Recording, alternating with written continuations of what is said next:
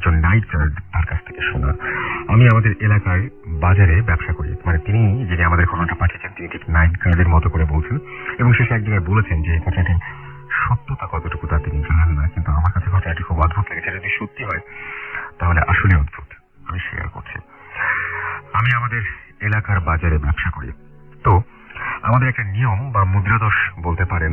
দোষটি হচ্ছে রাত 12টার দিকে আমি এবং আমার আরো দুজন ফ্রেন্ড মিলে চায়ের দোকানে যাই এবং চায়ের দোকানে যাই এবং সেখানে চা খেতে বাজারে একটা চায়ের দোকান, সেখানে অনেক সময় নাইট গার্ডরাও চা খেতে আসেন এবং তারা তখনই শুরু হয় বিভিন্ন রকম গল্প। যাই হোক, সেদিন রাতে আমরা গেলাম চা খেতে, রাত 12টা কি 12:30টার দিকে।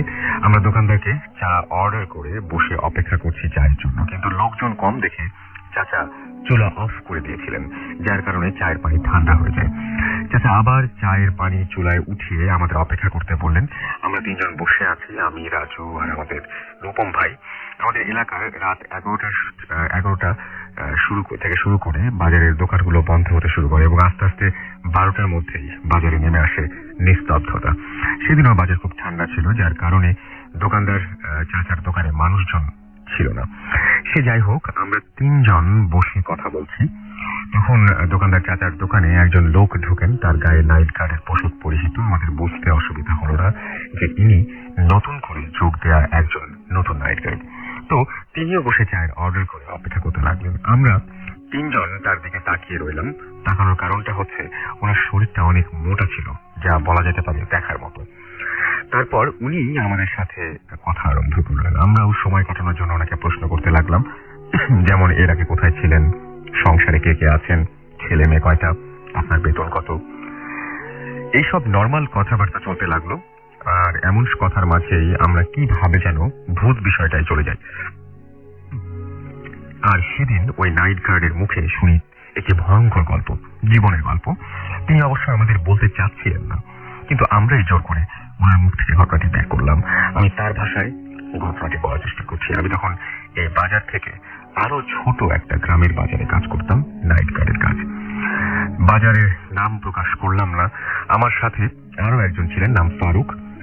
সে পাহারা দিত বাজারের পূব মাথায় আর আমি ছিলাম পশ্চিমের মাথায়।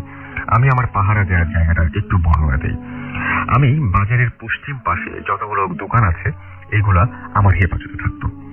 বাজারের একদম শেষ মাথায় একটা মেইন রোড, যেটা বলা হয় আর কি, ঠিক তার 6 থেকে 7 হাত দূরে একটি 3 রাস্তার মাথা। এখানে রাস্তাটা একটা বাজারের দিকে আসছে, আরেকটা বাজার থেকে বাইরের দিকে, আর অন্যটা আড়াআড়ি করে অন্য একটা দিকে কোথাও গেছে, যা আমার জানা ছিল না। আমি 3 রাস্তার মাথার ঠিক পাশে একটা পুরনো ধরনের ঘর আছে, যেটা আগে কেউ একজন দোকান করতো, তা বুঝতে অসুবিধা হলো না, কিন্তু এখন আর করছে না। মনে হয় 5-6 বছর এটার ভেতরে কেউ প্রবেশ করেনি, কিন্তু আমি মাঝে মাঝে এটার ভেতর প্রবেশ করতাম, কারণ এটার দরজা বলে কিছু ছিল না, ভেঙে গেছে বলা যায়। আমি প্রায় সময় ক্লান্ত হয়ে এই ঘরের ভেতরে এক কোণায় একটি কাঠের বেঞ্চ ছিল, সেটাই শুয়ে বিশ্রাম করতাম।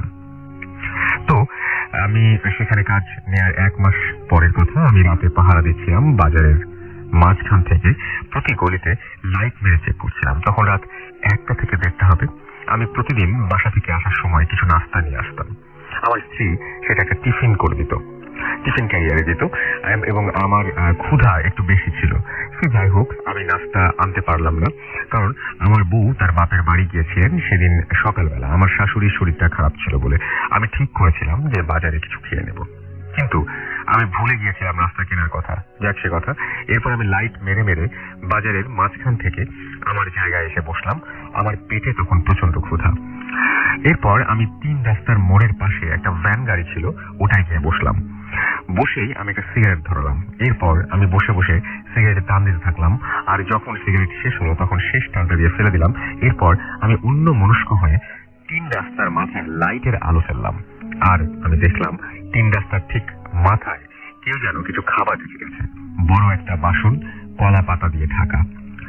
আমি একটু একটু করে বুঝলাম যে কেউ একজন ভোগের খাবার এখানে রেখে গেছে। আর আমি ভোগের খাবার কি তা একটু ক্লিয়ার করি। গ্রামে হয়তো কেউ নতুন করে পাকা দালান করেছে, আর সেই দালান বা বাড়িতে যে অশরীরী কোনো আত্মা বা জিন যাতে সমস্যা না করতে পারে তার জন্য আত্মা বা জিনদের সন্তুষ্ট করার জন্য কিছু খাবার 3 রাস্তার মোড়ে রেখে আসতে হয়। এরপর গ্রামের লোকেদের ধারণা আত্মারা এসে সেগুলো খেয়ে সন্তুষ্ট হলে পরে আর কোনো সমস্যা হয় না। আমি বুঝলাম যে এটা ভোগের খাবার। তখন আমি মনে মনে বললাম যে এর কাছ থেকে যত দ্রুত সম্ভব প্রস্থান করো, কিন্তু আমার ক্ষুধার্ত পেট যেন তা মানতে রাজি না। এরপর যা হবার তাই হলো। ভাবলাম কি কি খাবার আছে এখানে একবার দেখে নেই, কিন্তু কোনো খাবারে আমি হাত লাগাবো না। আমি এগিয়ে লাইটের আলো মেরে খাবারের কাছে গিয়ে বসলাম এবং আর আস্তে আস্তে কলা পাতাটা সরালাম। দেখলাম এখানে যা যা আছে সবগুলো একসাথে যেন আমাকে বলছে ভোগ করো, ভোগ করো, ভোগ করো। থালায় একটা আস্ত মুরগ মাথা সহ ছিল, ইলিশ মাছের বড় বড় দুটো ভাজা করা টুকরো, 3টা সিদ্ধ ডিম, পোলাও এবং আরো কিছু ছিল যা এখন আমার মনে নেই। তবে একটা জিনিস আমি খেয়াল করলাম, থালার পাশে একটা ছোট্ট বাটিতে কিছু একটা আছে যেটা আমি দূর থেকে দেখিনি। ওটা একটা লাল কাপড় দিয়ে ঢাকা ছিল। আমি সেদিকে তাকানোর সময় পেলাম না। আমি প্রায় হামলে পড়ে খেতে শুরু করলাম, একদম পুরো খাবারগুলো সাবার করে মুরগির মাথাটা ছাড়া। এরপর লোভনীয় কিছু আশায় বাটির ওপর থেকে লাল কাপড়টা সরালাম। লাইটের আলোয় দেখলাম তাজা রক্ত দিয়ে ভর্তি করা একটা বাটি, কিন্তু সেই রক্ত কি মানুষের নাকি অন্য কোনো প্রাণীর তা আমি বলতে পারবো না। আমি প্রায় আঁতকে উঠে বাটিটি লাথি দিয়ে ফেলে দিই এবং আবার গেলাম বাজারের মাঝখানে চেক করার জন্য। কোথাও কিছু নেই। একটু আগে যখন এসে ঘুরে গেলাম তখন দেখলাম কয়েকটা কুকুর কুণ্ডলি পাকিয়ে শুয়েছিল। এখন সেই কুকুরগুলো নেই। পুরো বাজার কেমন অসাধারণ নীরবতা পালন করছে। আমি তো অবাকই হলাম, কিন্তু তখনও আমি চিন্তা করি যে আমার সাথে কিছু একটা ঘটতে চলেছে। আমি পুরো মাঝ বাজারের মধ্য থেকে চেক করে আবার আমার জায়গায় ফিরে আসলাম। সেই পুরনো ভাঙা ঘরটার কাছে এসে বসলাম। আমার অনেক দিনের অভ্যাস ভালো খাওয়া দাওয়ার পর একটু শুয়ে থাকা। আমার শরীরটাও কেমন অসাড় লাগছিল, তাই ঘরটার ভেতরে প্রবেশ করে পুরনো বেঞ্চটা একটু ঝাড় দিয়ে শুয়ে পড়লাম তার উপর। যখন আমি জেগে উঠি তখন উঠে বসলাম, বুঝলাম বাইরে দুটো কুকুর ঝগড়া করছে আর তাদের হিংস্র ডাকে আমার ঘুম উড়ে গেছে। আমি বাইরে যাওয়ার জন্য আমার জুতা খুঁজে নিচ্ছিলাম, কিন্তু অন্ধকারে আমি আমার জুতা ধরা পাচ্ছিলাম না। তাই হাতড়ে হাতড়ে লাইটটা খুঁজতে লাগলাম। লাইট যখন পেলাম তখন লাইটের সুইচ অন করে বুঝলাম লাইট আমার জ্বলা বন্ধ করে দিয়েছে। একটু অবাক হলাম, কারণ আমি আজ 1 মাসের মতো এখানে কাজ করছি, কোনোদিন দেখিনি যে লাইটটা প্রবলেম করছে। আজ কি হলো? এদিকে বাইরের পরিবেশটা একটু একটু করে গরম হতে থাকে। প্রথমে শুনলাম 2টা কুকুর, এরপর 3টা, এরপর 4টা, আর তাদের হিংস্রতা যেন ধীরে ধীরে বাড়তে লাগলো কুকুরের সংখ্যা। আমি বাইরে যাওয়ার সাহস হারিয়ে ফেললাম। আমি চুপ করে ঘরের এক কোনায় গিয়ে বসে পড়লাম। কিছুক্ষণ পর পরিবেশ একটু ঠান্ডা হয় আর আমি ঘরের ভেতর থেকে না বেরিয়ে বেড়ার ফাঁক দিয়ে উঁকি দিতে এগিয়ে গেলাম। একটা ফুটো দিয়ে হালকা একটা আলো আসছিল আর সেই ফুটো দিয়ে আমি উঁকি দিলাম। সাথে আমার চোখে এলো বড় টকটকে লাল একটা চোখ বাইরে থেকে উঁকি দেওয়ার চেষ্টা করছে। আমি ভয়ে প্রায় ছিটকে সরে এলাম কয়েক হাত দূরে, কারণ ওই চোখটাকে ঠিক চোখ বলা যায় না। আমি যা দেখলাম তা হলো চোখের মতোই, কিন্তু সে চোখে কোনো কিছু ছিল না। না ছিল চোখের মনি, না ছিল চোখের ভ্রু মানে পাপড়ি, আর কিছু ছিল না। আমি প্রায় ভয়ে কাঠ হয়ে গেলাম। আমার হাত পা চোখ কান শরীরের সব অঙ্গ যেন একসাথে কাঠ হয়ে গেছে। আমি কিছুই করতে পারছিলাম না। আমার সামনে যা হচ্ছে তাই দেখছি, যে শব্দ হচ্ছে তাই শুনছি, কিন্তু আমার চোখ কান এবং গলা কোনোটাই আমার নিয়ন্ত্রণে ছিল না। এভাবে আমি দাঁড়িয়ে রইলাম কয়েক মিনিট। এরপর আমি অনুভব করলাম শুধু একটা চোখ না, হাজার হাজার চোখ আমাকে উকি দিয়ে দেখার চেষ্টা করছে। আমি আরো কাঠ হয়ে গেলাম। এরপর আমি একটা শব্দ শুনলাম। শব্দটি মনে হচ্ছে দূর থেকে কোনো বৃদ্ধ মানুষ একটা লাঠি হাতে ঠক ঠক ঠক ঠক করে এগিয়ে আসছে। লাঠির আওয়াজ এবং বাজারের বাইরে রাস্তা ধরে এগিয়ে আসতে থাকে। আমি কান খাড়া করে শুনতে থাকলাম। এরপর লাঠির আওয়াজ ঠিক 3 রাস্তার মাথায় এসে থেমে গেল। এরপর শুনলাম ঘরের চারপাশ থেকে কিছু প্রাণী ছুটে গেল রাস্তার মাথায়। পরের আওয়াজটা যেন একজন গম্ভীর কণ্ঠে তার দলকে কিছু একটা আদেশ দিচ্ছে। এরপরের ঘটনা আরো ভয়ঙ্কর। প্রাণীগুলো ঘরের চারপাশে চক্রাকারে ঘুরতে লাগলো। এই প্রথম আমি প্রাণীগুলোকে দেখলাম যে ঘরের দরজা দিয়ে, কারণ ঘরের দরজা বলতে কিছু ছিল না। একটা কথা আমি বুঝিনি, সেটা হলো ওই পুরনো ঘরের দরজা বলতে কিছু ছিল না, কিন্তু প্রাণীগুলো আমাকে আক্রমণ করার জন্য দরজা দিয়ে প্রবেশ করছে না। প্রাণীগুলো দেখে আমার গলা শুকিয়ে গেল। তখন তারা দেখতে অনেকটা ক্যাঙ্গারুর মতো ছিল পেছনের অংশটা, এবং সামনের অংশ হচ্ছে পাগল উন্মাদ কুকুরের মতো, তাদের চোখ টকটকে লাল, সেই চোখে কোনো রকমের মনি দেখা যাচ্ছে না, তাদের হা করা মুখ দিয়ে লম্বা জিভ বেরিয়ে এসেছে, আর সেই জিভ বেয়ে বেয়ে লালা গড়িয়ে পড়ছে। কুকুরের মতো হিংস্র ডাক, আর সেই ডাকের সাথে ভয়ঙ্কর সব দাঁত। এমন প্রাণী আমি মনে হয় যে জাহান্নামের বাসিন্দা। এরপর ওরা কিছুক্ষণ চারপাশে ঘুরে সবগুলো একসাথে ঝাঁপিয়ে পড়লো ঘরের ওপর। মনে হচ্ছে ঘরটাই যেন প্লাস্টিকের মতো দমড়ে মুচড়ে দেবে। ওপরে কিছু টিনের পেরেক ঠাস ঠাস করে উঠে গেল। কিছু জায়গায় ওদের আক্রমণ টিন দেখে গেছে। আমি আর নিজেকে ধরে রাখতে পারলাম না, আমি সেন্সলেস হয়ে মাটিতে পড়ে গেলাম। পরে আগ মুহূর্ত দেখলাম ঘরের বাইরে আলো। মনে হলো আমার জান নিতে কেউ এসে গেছে। এক মুহূর্তের জন্য মনে হলো এটাই মৃত্যু। পরের দিন আমাকে ওই পুরনো ঘর থেকে সেন্সলেস অবস্থায় উদ্ধার করা হয়। আমার বিশ্বাস আল্লাহর রহমতে কেউ একজন আমাকে রক্ষা করেছিলেন, তা না হলে ওই প্রাণীদের চোখেও হয়তো যে হিংস্রতা দেখেছিলাম তাতে আমার জিন্দা দেখে যাওয়া একটা অসম্ভব ব্যাপার। পরে আমি সুস্থ হলে আমাকে অনেকেই জিজ্ঞাসা করেছিলেন যে ওই রাতে পুরো ঘরটায় কি হয়েছিল। আমি তাও কিছু বললাম না, শুধু বললাম আমার শরীর খারাপ করছিল, তাই ওখানে গিয়ে বিশ্রাম নিতে গিয়ে জ্ঞান হারিয়ে পড়ে যাই। পরে আমি চাকরিটা ছেড়ে দিয়ে ঢাকায় চলে গেলাম। এরপরে যিনি ঘটনা পাঠিয়েছেন তিনি আবারও লিখছেন যে রাসেল ভাই, এই ছিল আমার ঘটনা, আমার শোনা একটা কাহিনী, কতটুকু মিথ্যা কতটুকু সত্য জানি না, ভালো লাগলে শোনাবেন। আমার জানা আরো 2টা ঘটনা আছে যেগুলো আমি এই নাইট গার্ডের কাছ থেকে শুনলাম, পরে সময় পেলে আমি লিখে জানাবো। ভালো থাকবেন, আল্লাহ হাফেজ। মোশাররফ হোসেন হিমু, চৌধুরীহাট, কোম্পানিগঞ্জ। ঠিক যেভাবে লিখেছেন সেভাবে পড়ছি। রাসেল ভাই কেমন আছেন? আমি ভূত এফএমের একজন নিয়মিত শ্রোতা। আমার কাছে বেশ কিছু ঘটনা আছে যা একসাথে পাঠানো সম্ভব না। আজকেটা যদি ভালো লাগে তাহলে পড়ে শোনাবেন, খুব খুশি হব। আমার আব্বু উত্তরার একটি ফ্ল্যাটে 5 তলায় ভাড়া থাকতো। আমরা এই ফ্ল্যাটে না থাকায় আব্বু ওখানে একা থাকতো। অনেক সময় তিনি থাকতেনও না, অর্থাৎ অধিকাংশ সময় ফ্ল্যাট খালি থাকতো। ঘটনাটি 2013 সালের এপ্রিল মাসে ঘটা। তখন আমার এক ফুফাতো ভাই ঢাকায় চাকরির ইন্টারভিউ দিতে যান এবং আমাদের ভাড়ার ফ্ল্যাটে ওঠেন। ঘটনাটি ঘটে উনি ফ্ল্যাটে ওঠার 2য় দিন রাতে। তখন তিনি বাসায় একা ছিলেন এবং তার মামা অর্থাৎ আমার আব্বু আসার অপেক্ষায় ছিলেন। রাত 12টার দিকে আব্বু না আসায় তিনি ঘুমিয়ে যান। মাঝরাতে মেইন দরজায় টোকা শোনার শব্দে তার ঘুম ভাঙে। তিনি মনে করেন আব্বু এসেছে এবং তখন দরজা খুলে দেখেন যে দরজার সামনে কেউ নেই। তখন সে মনে করে পাশের ফ্ল্যাটে কেউ এসেছে।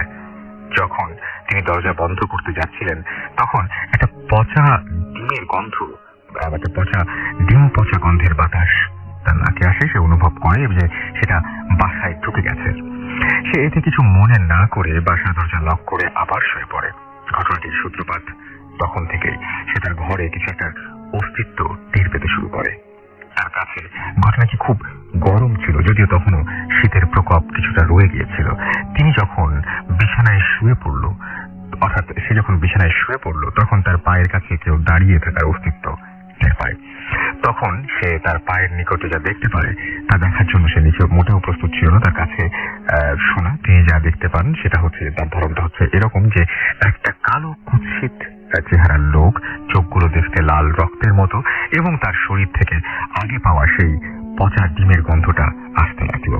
তখন সে দেখতে পেল এই বিভৎস লোকটা তার দিকে এক দৃষ্টিতে তাকিয়ে আছে।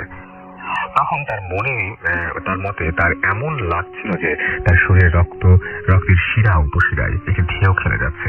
তখন সে দেখতে পায় ওই লোকটা 2 হাত দিয়ে তাকে ধরতে যাচ্ছে। তার হাতটি ছিল খুবই কালো এবং খুবই লোমশ, তার নখগুলো ছিল খুবই বড় বড়। এটা দেখে এক লাফে বিছানা থেকে উঠে যায় এবং মেইন দরজা খুলে লিফট দিয়ে নিচে চলে যায় যেতে চাইছিল, কিন্তু সে এতই ভয় পেয়েছিল যে লিফটটি সক্রিয় করতে পারছিল না। তখন সে চিৎকার দিয়ে সেখানে অজ্ঞান হয়ে যায়। তার বাসার দারোয়ান চিৎকার শুনে উপরে আসে এবং তাকে অজ্ঞান অবস্থায় তার রুমে নিয়ে যায়। সকালে তার জ্ঞান ফেরে এবং আব্বুকে এই ঘটনাটা খুলে বলে। এই ছিল ঘটনা, ভালো লাগবে পড়ে শোনাবেন। নাম তিতাস নাগরা, নেত্রকোনা থেকে তিনি লিখেছেন এই ঘটনাটি। আজকে এই ঘটনাটি একমাত্র সিলেক্টেড হয়েছে। সেটা আমার সাথে ঘটে যাওয়া একটি ঘটনা। সেটা ঘটেছে আমি যখন ক্লাস 7-এ পড়তাম, ঠিক সে সময়। আমি যখন ক্লাস 7-এ পড়তাম তখন 7 শেষ করে 8-এ যাবো এই মুহূর্তে, তখন ছিল বর্ষাকাল। আমাদের একটা পুকুর ছিল, আমার বাবা ব্যবসা করতেন, পুকুরের ব্যবসা করতেন। পুকুরে ছোট ছোট চারা মাছ থেকে রেণু থেকে চারা উৎপাদন করতেন। সেই সূত্রে আমাদের একটা পুকুর ছিল। পুকুরটা মেইন রাস্তার পাশে এবং পুকুরের পাশে একটা প্রচন্ড জাতীয় ঈদগাহ বলে আমাদের এলাকার স্থানীয় বড় ঈদগাহ ঈদগাহ মাঠ এবং তার পাশে একটা বড় কবরস্থান ছিল, যে কবরস্থানটা ছিল আমাদের স্থানীয়ভাবে সবচেয়ে বড় কবরস্থান। কবরস্থানটা ঘেঁষেই আমাদের এই বড় পুকুরটা। তো বর্ষাকালের সময় তো অনেক প্রচন্ড বর্ষা, মুষলধারে বৃষ্টি হয়। তো বর্ষা হলে পুকুর তো থই থই হয়ে যায়, তখন পুকুরের পানিটা বের হয়ে যাওয়ার জন্য মানে গর্ত থাকে, সেই গর্তটা খুলে দিতে হয়, অথবা সেই গর্তে অনেক রকমের ময়লা জমে, সেই ময়লাটা পরিষ্কার করতে হয়। তো সেদিন রাত প্রায় 12টা বেজে যায়, বাবা বাসায় আসতে দেরি করে, অন্যান্য পুকুর দেখে আসতে দেরি করে। তো সেই পুকুরটা সেদিন দেখা হয়নি। তো আব্বু আমাকে যাওয়ার জন্য বলে, বাবা চলো আমরা পুকুরটা দেখতে যাব, পুকুরটা ঠিক করে দিয়ে আসি। তো বাবার সাথে যাওয়ার জন্য রেডি হয়ে যাই। তো বাসায় ছাতাই ছিল একটা, আর বাসায় আর ছাতা ছিল না, তখন বাধ্য হয়ে প্লাস্টিকের যে বস্তা থাকে সেই বস্তাটাকে একটা পদ্ধতি ইউজ করে সেটা মাথায় দিয়ে যাই আর কি। হাতে টর্চ লাইট ছিল, আর আমাদের একটা বড় তলোয়ার আছে আর কি, অনেক পুরনো আমলে, এটাকে বাবারা সলেমানি তলোয়ার বলে, সঠিক কতটুকু জানি না। সেটা নিয়ে বাবা আমি বের হয়ে যাই। বের হয়ে আমরা যে পাশে আমাদের এই পানি বের হয়ে যাওয়ার রাস্তাটা, ঠিক সেখানে যাই। সেখানে বাবা নিচে নামে, পানি নিচে নেমে সেই জায়গাটাকে পরিষ্কার করে পানি যাওয়ার একটা সুন্দর রাস্তা করে দেয়, যাতে করে অতিরিক্ত পানি হলে পুকুরটা যাতে উছলাই না যায়, মাছগুলো যেন চলে না যায় এজন্য।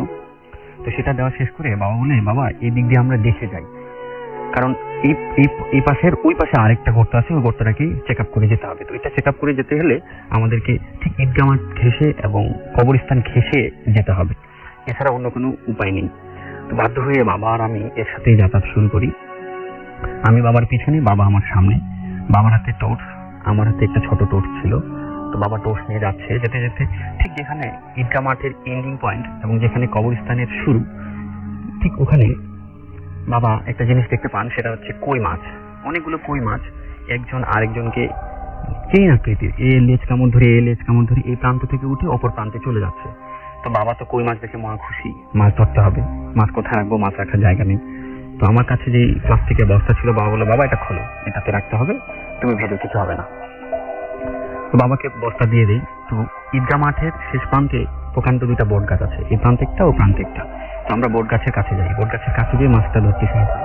এক সময় আমাদের মাছ পরিপূর্ণ হয়ে যায়, তো আর ধরার মানে কোথাও রাখার ক্যাপাসিটি নেই। এরপরে বাধ্য হয়ে বাবা আর আমাকে ওখান থেকে চলে যেতে হয় মানে আমরা বের হয়ে চলে যাব। আমরা সামনের গর্তটা কিন্তু এখনো দেখিনি, সেটা দেখে আমরা চলে যাব। তো যখনই সামনে যাই, ঠিক কিছু দূর গিয়েছি, অর্থাৎ আমরা কবরস্থানে একটা কবর আমরা পার হয়েছি, ঠিক এমত অবস্থায় আমার আব্বা একটা জিনিস নোট করলো, যে আমার বাবার সামনে একটা প্রকাণ্ড মানুষ, সে মানুষটা সাদা কাপড় পরা, মাথা নেই, এবং তার হাত পা গুলো দেখতে একদম প্রচন্ড কুৎসিত। আমি কিন্তু প্রথমে দেখতে পাইনি। তো বাবা আমাকে হাত দিয়ে ভাবে ঝাটকা মারলো, দেখার জন্য বললো। আমি দেখি, আমি তো কাঁপতে ধরি, প্রায় কান্নাকাটি করার অবস্থা। তো আমার বাবা আমাকে বলে, বাবা তুমি ভয় পেও না। আমি বাবার এক হাত ধরে আছি, আর বাবা বস্তা ধরে আছে, আমার হাতে টর্চ ছিল, বাবা তার ছাতাটা গলায় এভাবে ঘাড়ে পেঁচিয়ে নিয়েছে। তো আমরা ওটাকে দেখে, আমার বাবা দেখেও না দেখার ভান করে রাস্তা পার হতে চায়। যেই না মাত্র পার হতে যায়, তৎক্ষণাৎ এটা প্রকাণ্ড ঢেল, যেটাকে একটা ইট টাইপের বলা যাবে, মাটির একটা স্তূপ আমার বাবার সামনে এসে পড়ে, এবং সেখান থেকে অনেক পানি ছিল, সেই পানি থেকে কাদা ছিটকে আমাদের গায়ে পড়ে এবং আমরা প্রায় ভিজে যাই। আবার আমার বাবা সামনে এগানোর জন্য যখনই চেষ্টা করে, ঠিক আবার অনুরূপ ভাবে ঠিক ওই একই কাজটা হয়। তো আমার আব্বু তখন কিছু চিৎকার করে, মানে ভয় পেলে মানুষ কিন্তু গান গায়, চিৎকার করে, ঠিক আমার বাবা সেই মুহূর্তে ভয় পেয়ে গিয়েছিল।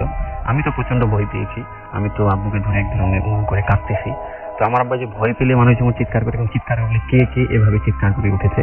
তো বাবা যখন চিৎকার করে উঠেছে, তখন ঠিক ওই ব্যক্তিটা, মাথা নাওয়ালা ব্যক্তিটা চিৎকার করে বলতে শুরু করে, তোকে অনেক দিন ধরে খুঁজি, তোকে আমি পাই না, আজ আমি তোকে ছাড়বো না। এসব যখন বলে, আব্বু তো আরো প্রচন্ড ভয় পায়। আমার আব্বু বলে, বাবা তুমি দৌড়াতে পারবে? আমি বলি, হ্যাঁ বাবা পারবো। বলে কোন একভাবে আমরা দ্রুত দৌড়ানোর চেষ্টা করি। যেই না দৌড়ানোর চেষ্টা করি, ঠিক অনুরূপ ভাবে আবার ঢেলটা আসে। আব্বা এটাকে অতিক্রম করে দৌড়ে আমরা বাড়ি পর্যন্ত যাই। বাড়ি যাওয়ার পরে আমি প্রচন্ড জোরে আক্রান্ত হয়ে যাই। বাড়ি যাওয়ার পরে আমার বাবা যে কাজটা করে, আমার চাচা বা আর মানুষগুলোকে নিয়ে আমরা যখন দৌড়ে যাই, তখন কিন্তু আমরা মাছের বস্তাটা ফেলে গিয়েছিলাম, এবং মাছের বস্তার মুখটা বাঁধা ছিল। তো আমার আব্বা ঠিক মাছটা নিয়ে আসার জন্য আবার নিয়ে আসে, এবং বস্তাটা আমাদের বাসায় নিয়েও যাওয়া হয়। বাসায় নিয়ে যাওয়ার পর যখন মাছের বস্তাটাকে খোলা হয়, তখন এর মধ্যে কোনো প্রকার মাছ পাওয়া যায়নি, সব ছিল ব্যাঙ। এই ছিল আমার ঘটনা। এবং আমি এই ঘটনার পর প্রায় 7 দিন খুবই অসুস্থ ছিলাম এবং ভীষণ অসুস্থ ছিলাম। তখন অনেক হুজুর দিয়ে পানি পড়া বা তেল পড়া এইসব কিছু দিয়ে আমাকে সুস্থ করা হয়। আপনি যা বললেন, আপনার সামনে যে মানুষটা দেখেছিলেন, যেটাকে আপনি বলছেন যে অনেক লম্বা এবং তার মানে কাঁধের উপর কোনো মাথা ছিল না, এটা তো আপনি একদম নিজের চোখে দেখা। এবং নিজের চোখে। এবং আমি এখানে একটা জিনিস ছেড়ে গেছি যে ওই লোকটা যখন আমাদের দ্বিতীয় ঢেলটা মারে তখন লোকটা কিন্তু একটা পা, আমি যে বট গাছের কথাটা বললাম ঠিক সেই বট গাছে পা দিয়েছিল। দ্বিতীয় ঢেলটা মারার পর সেই বট গাছে একটা পা ছিল এবং দ্বিতীয় পাটা আমরা যখন বাড়িটা পার হবো, বাড়িটা পার হওয়ার ওখানে একটা আম গাছ আছে, নাম হচ্ছে জরালি আমতলা। ওই আম গাছটাতে ওটা প্রচন্ড অনেক বড় পুরনো আম গাছ। ওই আম গাছে যেমন বিদ্যুৎ চমকালে যেটাকে বাংলা ভাষায় চড়ক বলে, চড়ক পড়েছিল। তো গাছটা মানে ক্ষত বিক্ষত ছিল কিন্তু বড় ছিল গাছটা। একটা পা ওখানে ছিল আর একটা পা ওই আম গাছে ছিল। সেখান থেকে সেই লোকটা আব্বুকে চিৎকার করে বলে যে তোকে আমি অনেক দিন ধরে খুঁজছি, তোকে আমি পেনা।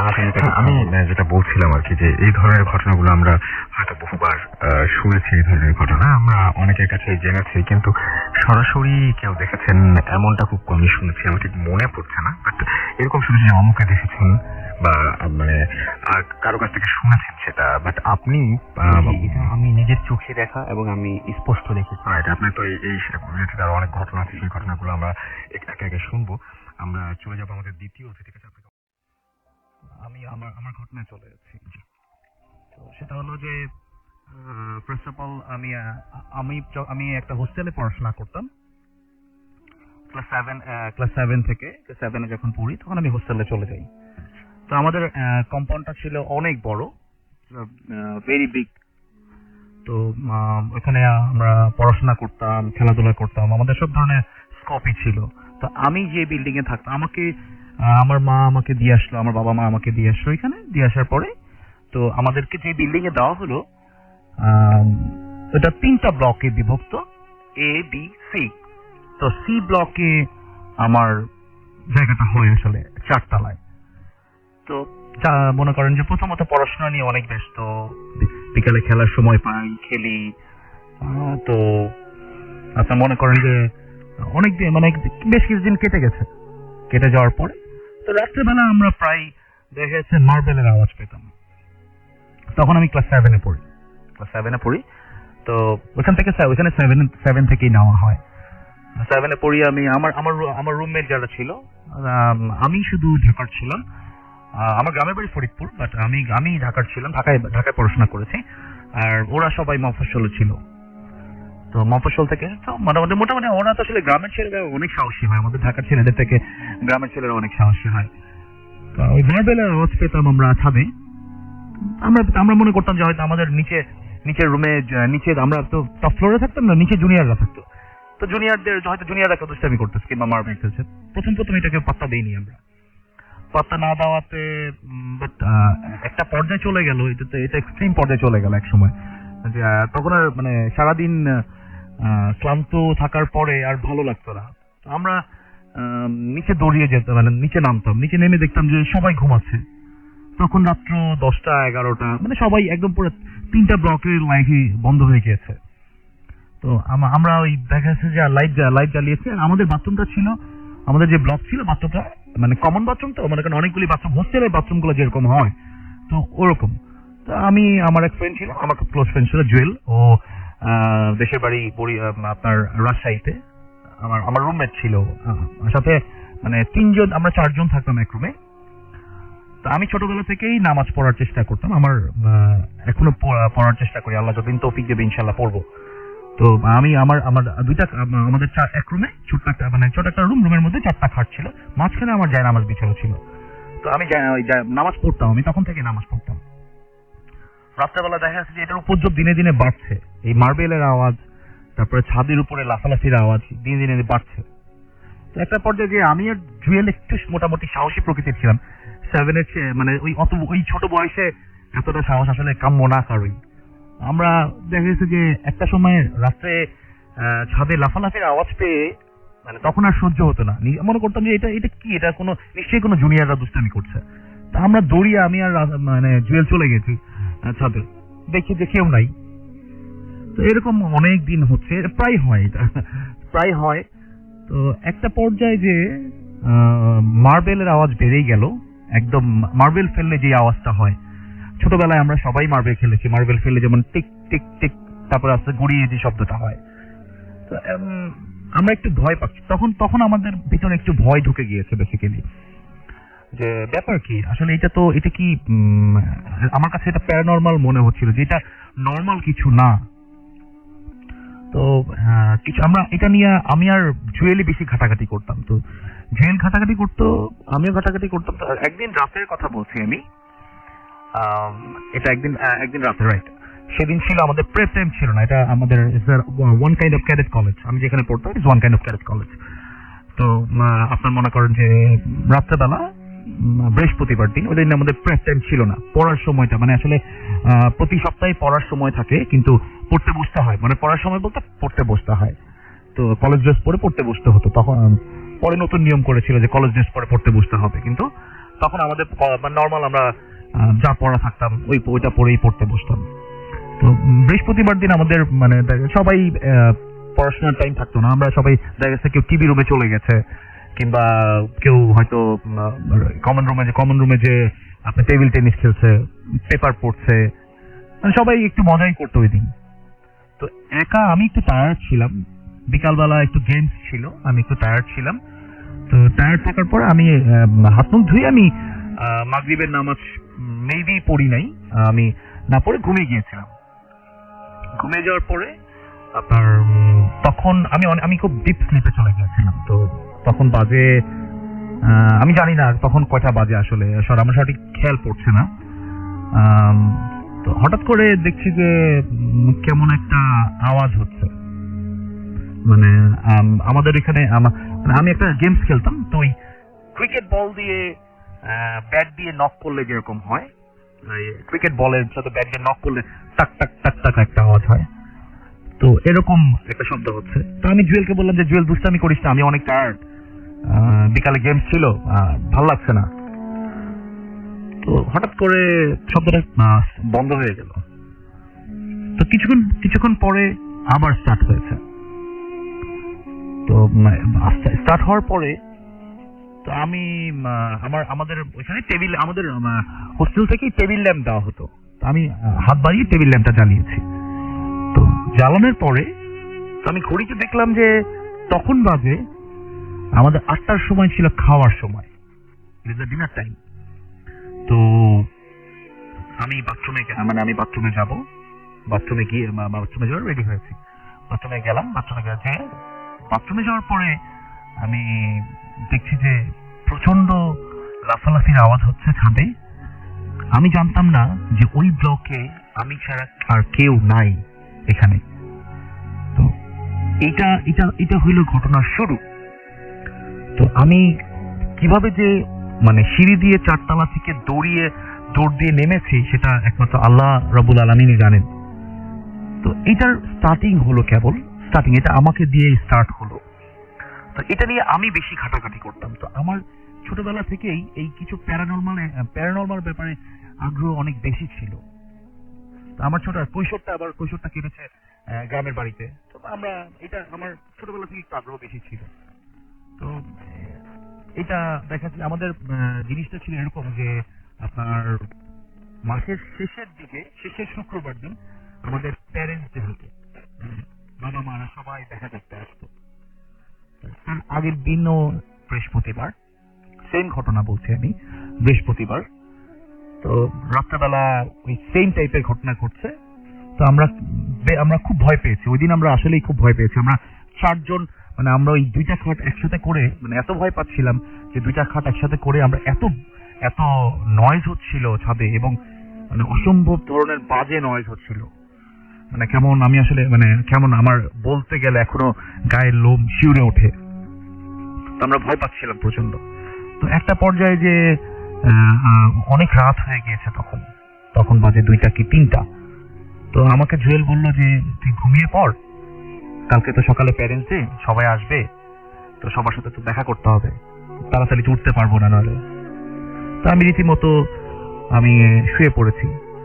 শুয়ে পড়ার পরে আমি ঘুমের মধ্যে দেখছি যে কেউ একজন বিভৎস চেহারার একজন, মানে বিভৎস একদম, আমি আসলে চেহারাটা মানে আমি ওরকম ভাবে আমার মনে নাই আসলে, এটা অনেক আগের কথা বলছি আমি।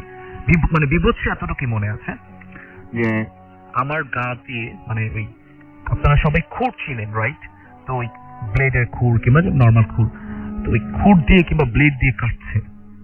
আমি ঘুমের মধ্যে দেখছি যে আমাকে ব্লেড দিয়ে কাটছে এবং আমি ব্যথা পাচ্ছি, আমি চিৎকার করছি প্রচন্ড ভাবে, আমার গলা দিয়ে স্বর বেরোচ্ছিল না কোন রকম, আমি খুব জোরে চিৎকার করছি কিন্তু কেউ শুনছিল না আমার ডাক।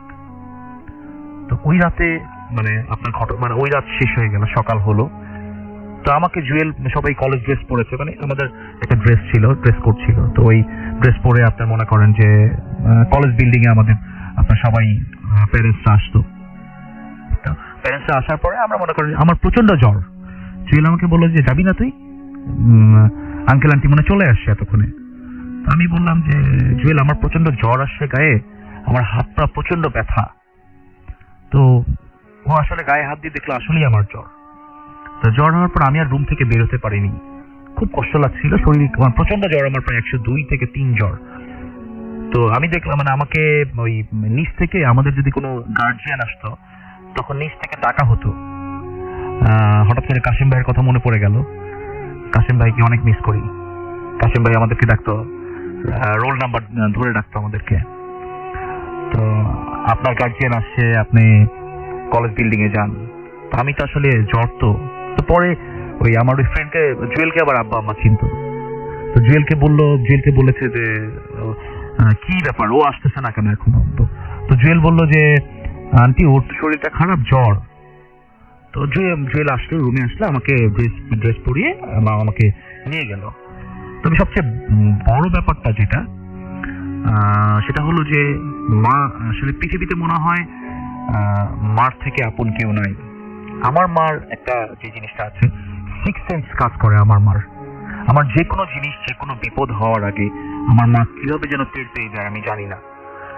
আজ পর্যন্ত আমার মা আমাকে যেই জিনিসগুলো বারণ করেছে এবং করেছি আমি, এটাতে আমি বিপদে পড়েছি। তো আম্মা আমার জন্য বললো যে ওষুধ কিনে, ওষুধ দিল, ওষুধ খাওয়ার পরে জ্বরটা একটু কমলো আমার। তো অনেকদিন 1 মাস পরে দেখা হয় ছেলের সাথে, তো অনেক কিছু রান্না করে নিয়ে আসছে। তো আম্মা আমার জন্য 5টা তাবিজ নিয়ে গিয়েছিল।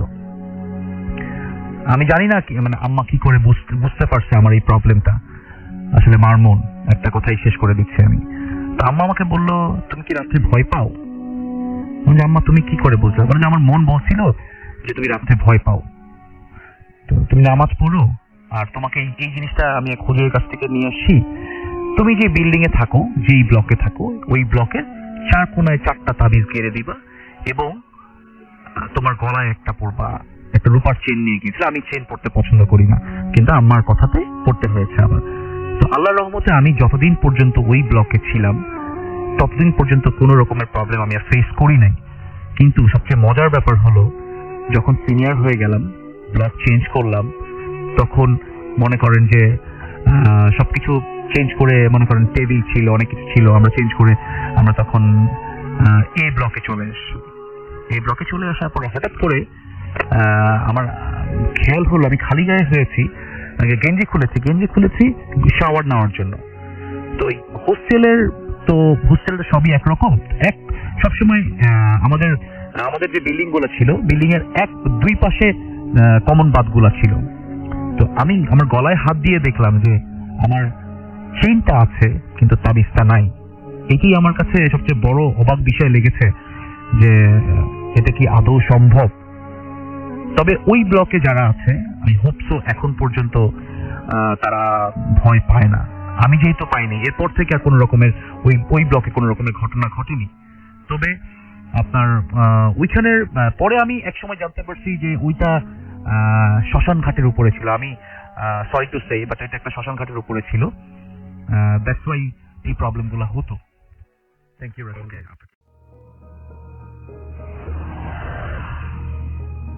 হ্যালো রাসেল ভাইয়া, আমি সনেট নওগাঁ থেকে বলছি। প্রথমে বলি যে আসলে ঘটনাগুলো প্রমাণ করা সম্ভব হয় না, তারপর আমার কাছে যথেষ্ট প্রমাণ আছে ঘটনাটা আসলে প্রমাণ করার মতো। এই ঘটনাটা এখানকার সব মানুষ জানে, আমার ফ্যামিলি মেম্বার্স, আমার ফ্রেন্ডস, আমার টিচার্স, আমার ডক্টরস, এখানকার পুলিশ, এবং সবচেয়ে বড় কথা যে ঘটনাটা দৈনিক করতোয়ায় ছাপা হয়েছিল। তো কৃষ্ণের পরিবার ঘটনাটা জানার পরেও আমার উপর কোনো কেস করেনি। আমাদের দুই পরিবারের মধ্যে মিটমাট হয়ে গেছিল, এবং আমি কাল কৃষ্ণের দিদির সঙ্গে কথা বলেছি, তিনি আমাকে ঘটনাটা শেয়ার করার অনুমতি দিয়েছেন। যাই হোক, আমি সরাসরি ঘটনায় চলে যাচ্ছি। ঘটনাটা ঘটেছিল প্রথম 2002-তে, যখন আমি ক্লাস 4-এ পড়ি।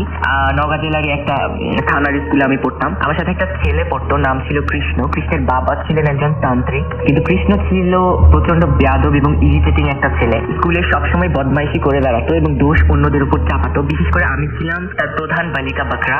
আমি অনেকবার পানিশড হয়েছি টিচারদের কাছ থেকে, তো আমার খুব রাগ হতো। যাই হোক, এর একটা সাজা দিতে হবে, তাকে শিক্ষা দিতে হবে, এরকম একটা মন মানসিকতাও ছিল তখন। তো আমি চিন্তা করলাম যে একটা শিক্ষার দিন। তো দিনটা ছিল বুধবার।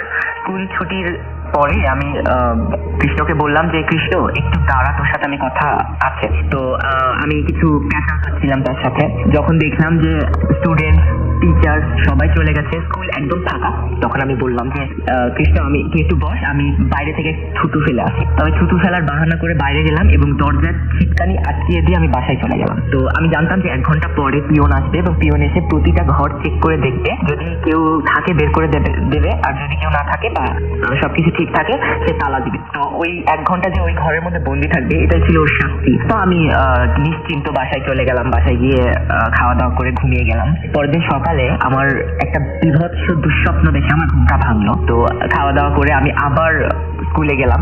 স্কুলে যাওয়ার পরে দেখলাম যে অনেক ভিড়। তো আমার মাথায় ঢুকছিল না এত ভিড় কিসের। তো আমি ধীরে ধীরে ভিড়টা ঠেলে ভেতরে গেলাম এবং গিয়ে আমি টোটালি থান্ডার্ড হয়ে গেলাম যে কৃষ্ণের মৃতদেহ সেখানে পড়ে আছে, চোখে মুখে আঁচড়ের দাগ, বিভৎস টাইপের একটা চেহারা, খুব ভয়ঙ্কর। আমি আর 1 সেকেন্ড ওখানে থাকিনি, আমি সরাসরি বাসায় চলে এসেছি। বাসায় আসার পরে আব্বু আম্মুকে শেয়ার করেছি। আব্বু আম্মু বলেছে যে এই ঘটনা আর কারোর সঙ্গে শেয়ার করার দরকার নেই, তোমার সিকিউরিটির একটা প্রশ্ন উঠতে পারে। যাই হোক, পরের মাসে আমরা ট্রান্সফার নিয়ে অন্য একটা থানায় শিফট হই। ঘটনা চক্রে আমার ক্লাস বাড়তে থাকে, আমি বড় হতে থাকি।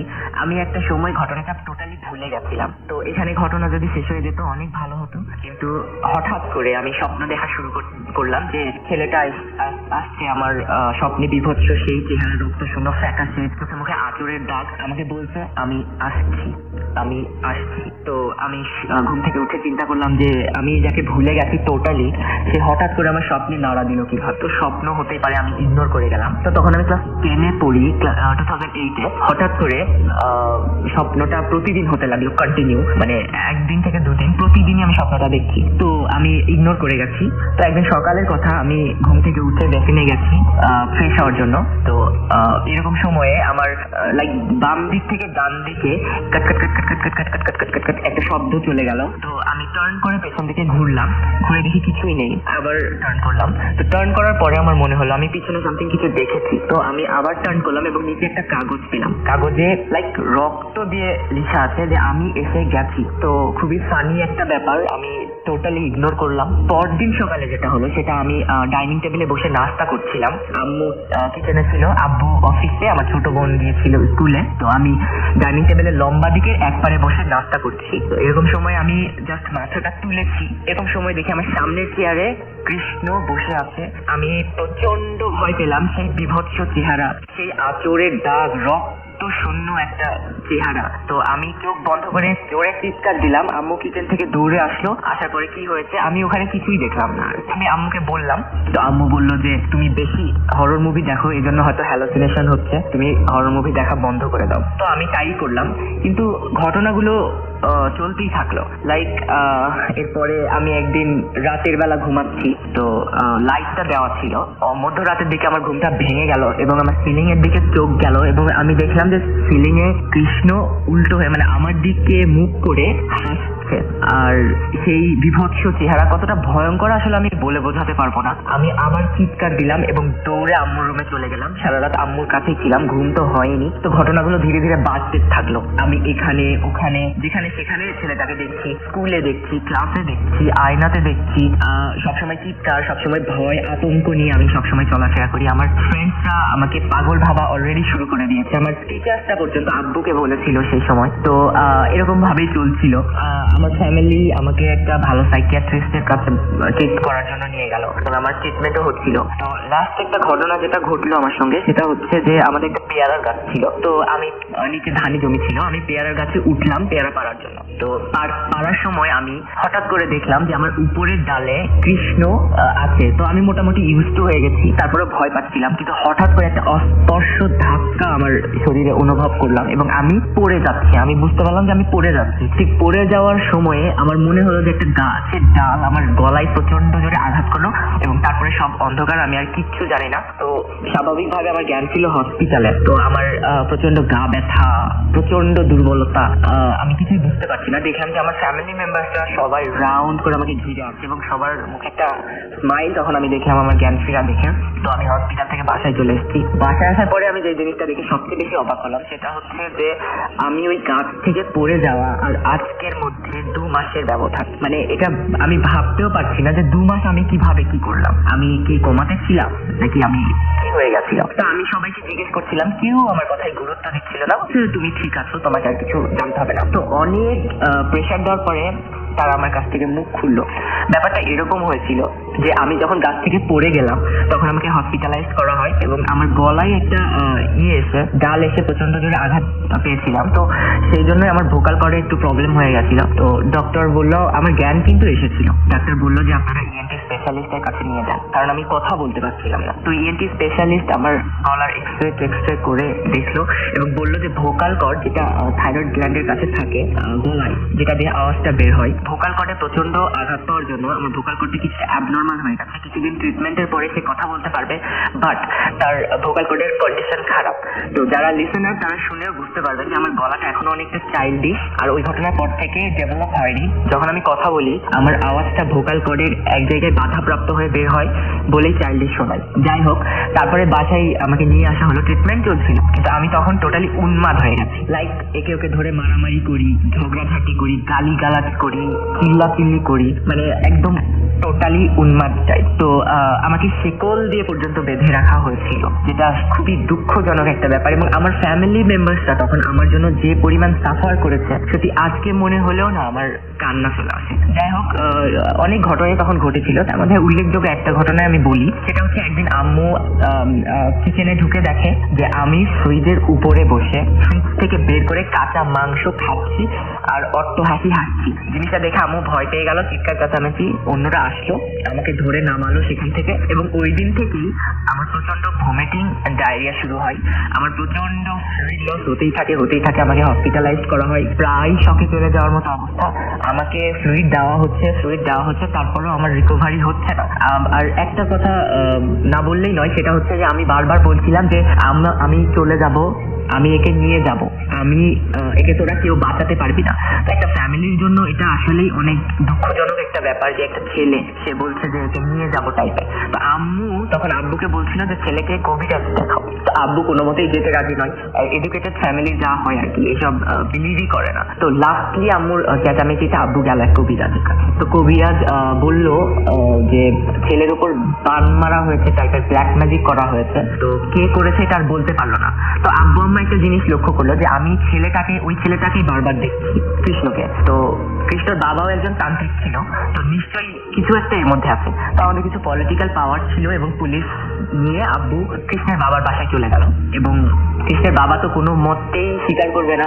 শেষ পর্যন্ত তাকে ভয় দেখানো হলো যে তোর বাড়িঘর পুড়িয়ে দেওয়া হবে তুই যদি না স্বীকার করিস। তো শেষ পর্যন্ত কৃষ্ণের বাবা স্বীকার করলো যে হ্যাঁ, সেই আমার উপরে এই ডাইনি বিদ্যাটা করেছিল, ব্ল্যাক ম্যাজিকটা করেছিল। এবং তার উদ্দেশ্যটা এরকম ছিল যে সে কোনোভাবে জানতে পেরেছে যে তার ছেলের মরার জন্য আমি দায়ী ছিলাম। তো আমাকে সে মারতে চেয়েছিল এইভাবে। তো পরে প্রেসারে এসে আমার উপর থেকে সেই ব্ল্যাক ম্যাজিকটা তুলে নেওয়া হয় এবং তারপরে আমি সুস্থ হয়ে বাসায় আসি। তো তারপরে আমার একটা আমি কিউরিয়াস হয়ে গেছিলাম যে ব্ল্যাক ম্যাজিক জিনিসটা আসলে। তো আমি আমার একটা গ্রামের একটা চাচির বাবা, উনি আবার ব্ল্যাক ম্যাজিক করতেন, তো ওনার কাছে গিয়েছিলাম কিছুদিন।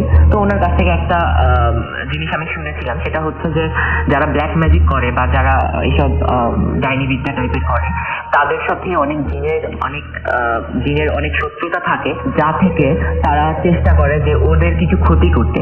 তো যেহেতু কৃষ্ণের বাবা একজন ব্ল্যাক ম্যাজিশিয়ান ছিলেন, তো কোনো একটা জিন হতে পারে এরকম যে তার ছেলেকে একা পেয়ে সেখানে হয়তো মেরে ফেলেছিল। তো পরে কৃষ্ণের বাবা জানতে পারে এবং আমার সঙ্গে এরকম করে। তো আমি সবার উদ্দেশ্যে একটাই কথা বলতে চাই যে এই ঘটনাগুলো শুনতে যত ইজি মনে হয়, একটা ফ্যামিলি যখন এগুলো ম্যানেজমেন্ট করে তখন কিন্তু অতটা ইজি থাকে না। আরো একটা কথা শোনার জন্য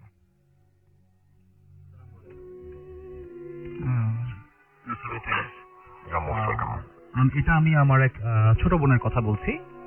এটার ঘটনাটা আপনার বগুড়াতে, ওর শ্বশুর বাড়ি হলো বগুড়াতে। তো ওদের ভেরি রিচ ফ্যামিলি। তো ওরা একটা বাড়ি কিনছে, বিশাল বড় বাড়ি। কিন্তু ওটা বাড়িটা করার পর থেকে বিভিন্ন ধরনের ঘটনা ঘটছে। ওর শাশুড়ির সাথেও ঘটেছে।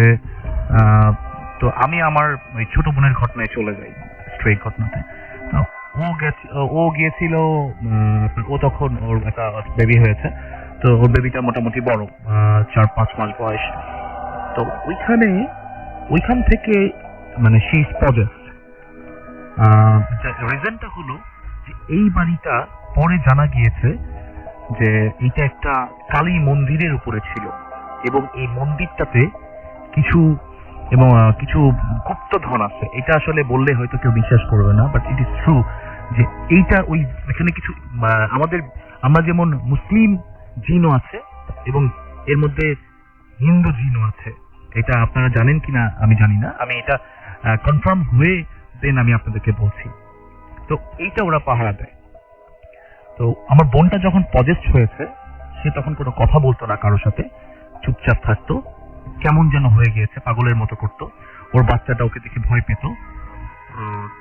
তো ঠিক আছে, ওর হাজবেন্ড মনে করেছে যে কোনো সিক হয়ে গিয়েছে। সিক হয়ে যাওয়ার পর ঢাকায় নিয়ে আসছে, বাট অ্যাকচুয়ালি তখনও সে পজেস্ট। তো ঢাকায় নিয়ে আসার পরে তার বাসায় সে বিভিন্ন ধরনের মানে উল্টাপাল্টা আচরণ করতো। বিশেষ করে বেশি ঝামেলা হতো যখন আজানের সময়গুলোতে খুব ঝামেলা হতো। ও কেমন যেন হয়ে যেত। তো একদিন রাত্রেবেলার কথা বলছি আমি। তো ওকে দেখছে, ও আসলে ওর কোনো হিতাই জ্ঞান ছিল না। তো ওকে ওদের বাসাটা হলো আরামবাগ, মিরপুর আরামবাগে। তো ওর হাজবেন্ড বাসায় ছিল না। তো ওর বাসায় যে ড্রেস পরা ছিল, চুলগুলা এলোমেলো। আমার বোনটা দেখতে মাশাআল্লাহ অনেক সুন্দর, চুলগুলা এলোমেলো। ও বাস থেকে বের হয়ে গিয়েছে কাউকে কিছু না বলে। তো বাস বের হয়ে যাওয়ার পরে অনেক দূর ওই হাঁটতে ওই দিক দিয়ে বেরিবাঁধে চলে যাওয়া যায়। তো ওর আসলে লাকিলি, মানে এটা বলতে হবে আল্লাহরই রহমত, যে লাকিলি ওর এক ফ্রেন্ড ওকে দেখেছে যে ও এমন ভাবে রাস্তায় চলছে যে যেটা ওকে দিয়ে কখনো এক্সপেক্ট করার মতো না। তো ওকে জোর করে ধরে বাসায় নিয়ে আসার পরে তো ওকে অনেক ডাক্তার দেখানো হয়েছে, সাইকিয়াট্রিস্ট দেখানো হয়েছে। ও মনে করেছে যে কোনো সাইকোলজিক্যাল প্রবলেম, যে এরকম করছে কেন। কিন্তু সবচেয়ে বড় ব্যাপারটা হলো ওর বাচ্চাটা ওর কাছে যেত না। যতদিন পর্যন্ত পজেস ছিল ওর বাচ্চাটা ওর কাছে যেত না। এবং এর মাঝখানে ওরা যখন বুঝতে পারছে যে এটা একটা কোনো নর্মাল ঘটনা না, এটা কোনো সাইকোলজিক্যাল ঘটনা না, তখন ওরা একজনের, আমি নাম উচ্চারণ করছি না, একজনের মাধ্যমে তারা ওই বাড়িতে, যেই বাড়ি থেকে সে পজেস্ট হয়েছিল, বগুড়াতে পজেস্ট হয়েছিল। প্রচন্ড শীত, মানে ডিসেম্বর মাস, প্রচন্ড শীত, বগুড়াতে অনেক শীত পড়ে। তো সে ওইখানে গিয়েছে এবং ওই ঘরে যে থাকার চেষ্টা করছে। এবং বাই দ্য ওয়ে ওই লোকটা জিন আনতে পারে, মানে ভালো জিন আনতে পারে। তো উনি চেষ্টা করে দেখছে, উনি থাকতে পারেনি। উনি এক রাতও উনি ওই ঘরে থাকতে পারেনি। এত মানে ওই ঘরে ঢোকার পরে বাইরে নর্মাল ওয়েদার, বাট আমি আমি কিছু জিনিস শুনেছি আমাদের এখানে সুমন ভাইয়ের কাছে, যে ওনাদের সাথে এরকম ঘটনা ঘটেছে যে বাইরে প্রচন্ড শীত কিন্তু ভিতরে প্রচন্ড গরম। সেম ব্যাপারটা ওই যে ভাইটার গিয়েছিল সেই ভাই সেম ফিল করছিল, প্রচন্ড গরম, মানে এত গরম হয়ে গিয়েছে ঘর চিন্তাই করা যায় না, এটা মানে অকল্পনীয় গরম, মানে মনে হয় যেন মানে কেউ মানে আগুন দিয়ে ওনার গায়ে সেক দিচ্ছে। তো উনি আর ওই মানে থাকতে না পেরে উনি বাইরে এসে তো বাইরে চলে এসে এবং বাইরে চলে এসে উনি তদবিরে মানে উনি ওনার দেশে চলে আসছে। তো দেশে চলে আসার পরে তো ওই যে জিনটা ছিলেন ওই জিনটা খবর নিয়ে দেখছে যে এইটা ছিল, আমি আগেই বলেছি যে এটা হলো এই বাড়িটা ছিল একটা কালী মন্দিরের উপরে এবং এইখানে একটা কিছু গুপ্তধন টাইপের কিছু একটা আছে যেটা ওইখানকার 7 জন মানে বিধর্মী জিন, মানে যেটাকে বলে আপনার মানে জিনদের মতো যারা কি বলবো আর জিনদের মতো যারা মানে না আল্লাহকে মানে না, তার বিধর্মী বেসিক্যালি তারা ওইটা পাহারা দেয়, মানে কালী পূজা কালী সাধনা যারা করে বেসিক্যালি এখানে কালী সাধনা করা হতো আসলে। তো ওই বাড়িটা ওরা অনেকবার বিক্রি করার চেষ্টা করেছে কিন্তু বাড়িটা বিক্রি করতে পারেনি। তো এখন লাস্ট টাইমে ও যখন খুব সিভিয়ার অবস্থায় চলে গেল তখন ওদেরকে ওই যে বড় ভাই ছিল সাজেস্ট করলো যে ওই বাড়িটা বিক্রি করে দেওয়ার জন্য, যে এটা ভালো হবে না, বাট ওই বাড়িটা আজ পর্যন্ত আছে, ওই বাড়িতে কেউ থাকে না। কারণ হলো যে কেউ থাকতে পারে না, তারা প্রচন্ড ডিস্টার্ব করে। দেখা গেছে যে রান্নাঘরে খাবার রাখছে, খাবারের মধ্যে খাবার নষ্ট করে দিয়েছে। তো আমাদের ঢাকারই আমার বাসার কাছে একজন খুব ধার্মিক একজন লোক ছিল, তো আপনারা জানেন কি না আমি জানি না, তো উনার ঘরে উনি টের পেয়েছে, ওকে দেখেই টের পেয়েছে যে সে পজেসড। উনার কনিনক বলে, আমি জানি না কনিনকই মনে হয়, কনিনক ধরে চাপ দিছে, ভিতরে ঘরে ঢোকানোর চেষ্টা করছিল, তো ঘরে ঢুকছিল না সে, তার চোখগুলা বের হয়ে আসতেছিল, বিভৎস চেহারা হয়ে গেছে। একটা মেয়ে যদি মনে করেন যে মানে একটা সুন্দর মেয়ে যদি হঠাৎ করে ভয়ঙ্কর রূপ ধারণ করে সেটা যে কতটা ভয়ের হতে পারে সেটা যে দেখছে সেই বলতে পারবে। চোখগুলা বড় বড় লাল, একদম চোখগুলা লাল হয়ে গিয়েছে, চুলগুলা মানে এলোমেলো হয়ে আছে। তো সে অনেক কষ্ট করার পরে ওই লোক তার সাথে কথা বলে, মানে ওই জিনদের সাথে কথা বলছে, একটা এগ্রিমেন্টে আসছে যে ওই বাড়িতে যাওয়া যাবে না, ওই বাড়িতে যদি তাদেরকে ডিস্টার্ব করা হয় তাদেরকে তাহলে এদেরকে একে তো মারবেই, প্লাস এর বাচ্চাটাকেও মেরে ফেলবে। তো অনেক কষ্ট করার পর ওকে তাবিজ দেওয়া হয়েছে, পানি পড়া দেওয়া হয়েছে, তারপরে সে ইজ অ্যাবসলিউটলি নর্মাল নাও। তো রাসেল ভাই, আমি এই সেম টাইপের একটা স্টোরি আমার আরেকটা কাজিনের ঘটনা, যেটা ব্ল্যাক ম্যাজিক যেটা বলে, ওকে আমরা পরে শুনবো তাহলে অবশ্যই। ওকে, অনেক ধন্যবাদ আপনাকে। আমাদের সামনে আমাদের দেখতে পাচ্ছি সময় বলছে যে আমাদের আরো একটা বিরতিতে যেতে হবে। কিছু SMS রয়েছে, SMS পড়ে ফেলতে হবে। রুহি আমাদের SMS করেছেন এবং তিনি বলছেন 4 ভাই 3 বোন মামা সবাই মিলে তারা ভূত FM শুনছেন। ফারুক আমাদের ঢাকা থেকে SMS করেছেন আমাদেরকে। MD Mamun from Phulpur Mymensingh. রোশন আমাদের SMS করেছেন আমাদেরকে। মিনহাজ ব্রাহ্মণবাড়িয়া থেকে আমাদের SMS করেছেন। টমার ড্যামরা থেকে আমাদের SMS করেছেন। কায়সার এছাড়া SMS করেছেন আমাদেরকে দেখতে পাচ্ছি আনিকা কলাবাগান থেকে লিসনিং টু ভূত এফএম আফটার 2 উইকস। আমাদেরকে SMS করছেন দেখতে পাচ্ছি সুমনা, তিনি শুনছেন আমাদের সাথে রয়েছেন। ধানমন্ডি থেকে SMS করেছেন সাইম, আমাদের SMS করেছেন ইফাত খুলনা থেকে আমাদের, এবং আমাদেরকে SMS করেছেন দেখতে পাচ্ছি সাইদুল। এছাড়া SMS করেছেন আমাদেরকে দেখতে পাচ্ছি মামুন ময়মনসিং থেকে, আমাদেরকে SMS করেছেন দেখতে পাচ্ছি তারিকুল, SMS করেছেন নিলয় উত্তরা থেকে। এছাড়া আমাদেরকে দেখতে পাচ্ছি ডাকিন SMS করেছেন ফিরোজ সহ আরো অনেকে। আপনি যদি SMS করতে চান তাহলে মোবাইলের মেসেজ অপশনে টাইপ করুন ফুর্তি, FOORTI ফুর্তি, স্পেস দিয়ে লিখুন আপনার নাম, স্পেস দিয়ে আপনার মেসেজ পাঠিয়ে দিন 9840 নাম্বারে। আমরা ছোট্ট বিরতির পরে আবারও ফিরে আসছি। স্টে টিউনড টু রেডিও ফুর্তি এন্ড ডোন্ট স্টপ দ্য ফুর্তি। by Adele.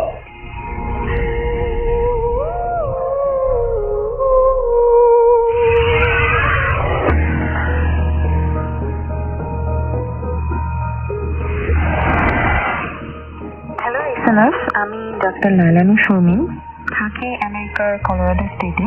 যে ঘটনাটি আজকে আমি ভূত এফএমের লিসেনারদের সাথে শেয়ার করতে চাই সেটি আসলে আমার এক্সপিরিয়েন্স করা কোনো ঘটনা না। বেসিক্যালি ঘটনাটি ঘটেছিল আজ থেকে 2 বছর আগে আমার হাজব্যান্ডের সাথে। তখন সে ইউনিভার্সিটি অফ টেক্সাস সায়েন্স ইঞ্জিনিয়ারিংতে PhD করছিল। তো এমন সময় তার কাছে মাইক্রোসফট থেকে একটি অফার এসে ইন্টার্নশিপের। অফারটি ছিল সিয়াটলে। তো স্যান অ্যান্টনিও থেকে সিয়াটল প্রায় 40 আওয়ার্স ড্রাইভ। পুরো রাস্তা আমার হাজব্যান্ড একাই ড্রাইভ করে গিয়েছিল। প্রায় 16-17 ঘন্টা ড্রাইভ করে new Mexico Colorado state cross করে যখন সে ওয়াইমিং স্টেটে পৌঁছায় তখন লোকাল টাইম রাত 2-3টা। তো এই বিশাল জার্নি মাঝখানে সে কয়েকবার গ্যাস স্টেশন রেস্ট এরিয়াতে থামে বিশ্রাম এবং খাওয়া দাওয়ার জন্য। তো ওয়াইমিং এ যখন সে পৌঁছায় তখন অনেক টায়ার্ড অ্যান্ড এক্সস্টেড ছিল সে। তো আশেপাশে হোটেল খুঁজতে থাকে ঘুমানোর জন্য, কিন্তু ওয়াইমিং এ যেখানে সে ড্রাইভ করছিল সেই এরিয়ায় প্রায় 100-150 মাইলের মধ্যে কোনো জনবসতি ছিল না। তো বাধ্য হয়ে সে ঘুম ঘুম চোখে ড্রাইভ করতে থাকে। তো সেখানে মাইলের পর মাইল কোনো গাড়ি চলছিল না, গাড়ির হেডলাইটের আলো ছাড়া কোনো আলো ছিল না। তো সেই আলোতে রাস্তার হলুদ নির্দেশক বাঘগুলো ছাড়া আসলে কিছুই দেখা যাচ্ছিল না। তো এইভাবেই ঘুম ঘুম চোখে যেতে যেতে অনেক দূরে রাস্তার ঠিক মাঝখানে হঠাৎ সে কালো রঙের কোনো কিছু একটা জাস্ট কালো রঙের একটা ছায়া নড়াচড়া করতে দেখতে পায়। তো পরিষ্কারভাবে দেখার জন্য গাড়ির হেডলাইটের ব্রাইটনেস বাড়িয়ে দিয়ে সে দেখে লাল রঙের হ্যাট এন্ড গাউন পরিহিত একজন ভদ্রমহিলা খুব অসুরি ভূমিতে দাঁড়িয়ে আছেন। তো হাইওয়েতে গাড়ি চলছিল 90 মাইলস স্পিডে। তো ব্রেক করতে করতে মহিলার খুব কাছে এসে ডান ঠিক এক মুহূর্তে সে দেখে মহিলা যেখানে দাঁড়িয়ে ছিল সেখানে আসলে কেউ নেই। জায়গাটি ক্রস করে আসার পরে গাড়ির রিয়ার ভিউ মিররেও সে তাকিয়ে দেখে কেউ নেই, কাউকেই দেখতে পায় না। তো এরপর প্রায় ঘন্টাখানেক ড্রাইভ করে একটি হোটেল পেয়ে সেখানে সে যাত্রা বিরতিতে। এই ঘটনার পরে পুরোটা সময় তার মনে হচ্ছিল গাড়ির পিছনে সিটে হয়তো কেউ বসে আছে। তো পেছন থেকে কারো শ্বাস প্রশ্বাস নেওয়ার শব্দ আসছিল, এরকম একটা ফিলিং হচ্ছিল তার। এভাবেই সে ডিসক্রাইব করে আমার কাছে ঘটনাটি। কিন্তু সে যখন পেছনে তাকিয়ে দেখে আসলে দেখে পেছনের সিটে কেউই নেই, কিছুই নেই। তো এই ঘটনার পর থেকে মাঝে মধ্যে রাতে গাড়ি চালানোর সময় তার নাকি মনে হতো পেছনে হয়তো কেউ বসে আছে। এরপর রিয়ার ভিউ মিররে একবার সে লাল হ্যাট এবং একজোড়া চোখ দেখতে পায়। তো কিছুদিন পর সে তার প্রিয় গাড়িটি বিক্রি করে নতুন অন্য একটি গাড়ি কিনে। আমার হাজব্যান্ড আসলে খুবই চাপা স্বভাবের মানুষ, খুবই ইন্ট্রোভার্ট টাইপের। তো এই ঘটনাটি সে আমি ছাড়া কারোর সাথে শেয়ার করেনি, কিন্তু আসলে এই ঘটনাটি এখনো মাঝে মধ্যেই তাকে তাড়া করে ফেলে। এই পুরো ঘটনাটি ঘুমের ঘরে দেখা কোনো হ্যালুসিনেশন নাকি কোনো আসলেই কোনো প্যারানর্মাল এক্সপিরিয়েন্স, সেটা জাজ করার রেসপন্সিবিলিটি ভূত এফএম এর লিসেনারদের উপরই দিতে চাই। Thank you. বলছিলেন ডক্টর লাইলা শারমিন ইউএসএ থেকে। এর আগে আমরা সনেটের আরো একটা অডিও ক্লিপ শুনেছি যেটা অনেক প্রশংসিত হয়েছে। আশা করছি যে আপনারা সবাই বেশ আনন্দ পাচ্ছেন এবং এই মুহূর্তে আমরা আবারও ফিরে যাচ্ছি আমাদের প্রথম অতিথির কাছে। আরেকবার নামটা বলতে হবে এবং আরেকবার আমি Abu Sufian Aditya, mister of medical. আমি যে ঘটনাটা বলবো সেটা হচ্ছে আমার ইন্টারমিডিয়েট পরীক্ষার ঠিক ফার্স্ট ইয়ার শেষের ঘটনা। প্রথমত যখন আমি ফার্স্ট ইয়ার শেষ করেছি, তো আমার প্রথম থেকেই ছোটবেলা থেকেই মাছ ধরার খুব একটা শখ ছিল এবং সেটা বড়শি দিয়ে মাছ ধরার শখটা আর কি। তো এই বড়শি দিয়ে মাছ ধরার শখ থাকার কারণে তখন বর্ষাকালের শেষ, প্রায় বর্ষা শেষ হয়ে এসেছে। তো আমাদের ওখানে আমাদের বাসা থেকে বেশ কিছু দূরে একটা নদী আছে, টাঙ্গাইল নদী নাম। তো সেখানে প্রচুর মাছ ধরে বড়শিতে, সেটা যেতে হয় রাতের বেলা ধরতে। তো আমাদের বাড়ির পাশেই এক বরাব্বা ছিল, তার নাম ছিল জব্বার, তার নাম ছিল ভট্ট বরাব্বা নামে। তো এই জব্বার বরাব্বার সাথে আমার কন্ট্যাক্ট হয় যে তিনি তার কাজই হচ্ছে এরকম মাছ ধরে নিয়ে আসা, এবং সেই মাছগুলো হচ্ছে বোয়াল মাছ বা বড় কাতল মাছ, শোল মাছ, এই টাইপের বড় বড় মাছ ধরে নিয়ে আসা। তো তার সাথে আমার কন্ট্যাক্ট হলো যে আমি যাব, আমাকে নিয়ে যেতে হবে এবং নিয়ে যাওয়ার জন্য বেশ কিছু প্রস্তুতিরও প্রয়োজন আছে। তো প্রস্তুতির জন্য মাছ কিভাবে ধরতে হবে এই জন্য টপ লাগবে। তো টপ আমি সবকিছু ম্যানেজ করে ফেলেছি। আমরা যাবো রাতে 10টার পরে বা 11টা-12টার দিকে রওনা দেবো। তো আমি তার আগে 9টার দিকে আমি সেই চাচার বাসায় গিয়েছি এবং বাসায় গিয়ে জানালা দিয়ে বলে এসেছি, চাচা আপনি যাওয়ার সময় আমাকে অবশ্যই নিয়ে যাবেন। কিন্তু আমার বাবা এর আগেই চাচাকে নিষেধ করে দিয়েছিল আমাকে যেন তিনি না নিয়ে যান, এটা আমি জানতাম না। তো যথারীতি আমি বাসায় যাওয়ার জন্য খুব এক্সাইটেড হয়ে আছি যে কখন আসবে, কখন আমাকে ডাকবে, কখন আমি বের হব। তো রাত 11টার পরে 11:30 কি 12টার দিকে আমাকে ডাকতে এসেছে, আমাকে ডেকেছে। আমি আমার সব প্রস্তুতি যা ছিল সবকিছু নিয়ে বের হয়েছি ওনার সাথে যাওয়ার জন্য। বাসা থেকে বের হয়েছি, মাকে বলেছি মা আমি গেলাম। মা বলেছে ঠিক আছে ভালো করে যাও। এখন আমি ওনার সাথে যাচ্ছি, উনি আমার সঙ্গ দিচ্ছেন না, আমার কাছাকাছি থাকছেন না, আমার থেকে সবসময় দূরে, আমার থেকে বেশ কিছু দূরে সবসময় অবস্থান করছেন। আমি তাকে সেভাবে পাত্তা দিচ্ছি না, হয়তো মনে করতেছি যে উনি আমাকে সাথে সাথে নিতে চাচ্ছেন, একটু দূরে দূরে রাখতে চাচ্ছেন। আমি আমার থেকেই কথা বলে যাচ্ছি, উনি কোনো উত্তর দিচ্ছেন না, মাঝে মাঝে হু হা করছেন, এটুকুই, এর বেশি কিছু কোনো কথাই বলছেন না। তো আমি যে রাস্তা দিয়ে যাবো সে রাস্তা থেকে একটু শালবন আছে, শালবনটা পার হয়ে যেতে হবে। তো উনি আমাকে সবসময় অ্যাভয়েড করে শালবন পার হয়েই চলে গেলাম আমরা। এর মধ্যে কোনো কিছু ঘটনা ঘটেনি এবং তিনি যথারীতি যে পোশাকে থাকার কথা ঠিক সেভাবে সেই পোশাকে এবং তার হাতে মাছ ধরার জন্য যেসব যন্ত্রপাতি থাকার কথা, ইনস্ট্রুমেন্টাল জিনিস সবকিছুই তার কাছে ঠিক মতোই আছে। এবং আমরা নদীর ধারেও চলে এসেছি। নদীর ধারে এসে এখন আমি বড়শি লাগাচ্ছি এক পাশে, উনি লাগাচ্ছেন আরেক পাশে। আমি চিৎকার করে ওনাকে ডাকছি, উনি পাশ থেকে শুধু এক হা হু ছাড়া খুব বেশি কথা বলছেন না। আমি বড়শি লাগিয়ে ফেলেছি। বড়শি লাগিয়ে ফেলার পরে হঠাৎ করেই দেখি আমার বড়শিতে একটা মাছ ধরেছে। আমি চিৎকার করে বলি, উনি কিন্তু আমার থেকে অনেকটা দূরে। আমি চিৎকার করে বলি, আবছা আবছা অন্ধকার, আবছা আবছা আলো, আর এরকম। আমি ওনাকে চিৎকার করে বলি যে বড়াম্বা, আমার তো বড়শিতে মাছ ধরেছে, কি করব? বলে, যাও তুমি মাছটা ছোটাও। আমি মাছ ছোটানোর জন্য অবশ্যই নদীতে আমাকে 1 হাঁটু পানিতে নামতে হবে মাছটা ছোটানোর জন্য। আমি যখন 1 হাঁটু পানিতে নেমে যখন মাথা নিচু করে মাছটা ছোটাতে গিয়েছি, তখন সামান আমার মাথাটা ধরে পানিতে ডুবিয়ে দিয়েছে। আমি কোনোভাবেই নিঃশ্বাস নিতে পারছি না, কোনোভাবেই কিছু করতে পারছি না। হঠাৎ করেই আবার আমার মাথাটাকে যেন ছেড়ে দিয়েছে এবং আমি প্রচন্ড ভয় পেয়ে আমি কাঁদতে শুরু করেছি, প্লাস চিৎকার করে বলছি কে কে, এবং উনাকে ডাকছি। উনি কোনো সারা শব্দই করছেন না। আমি দ্রুত তৎক্ষণাৎ নদী থেকে উঠে ঠিক যেখানে বসেছিলাম, যেখানে আমি বসার জন্য একটা জায়গা করেছিলাম, ঠিক সেখানে গিয়েছি। সেখানে গিয়ে বরাবর করে চিৎকার করছি। উনি আসছেন না। উনি কিছুক্ষণ পরে আবার আসলেন, বলে, কি হয়েছে, তুমি চিৎকার করছো কেন?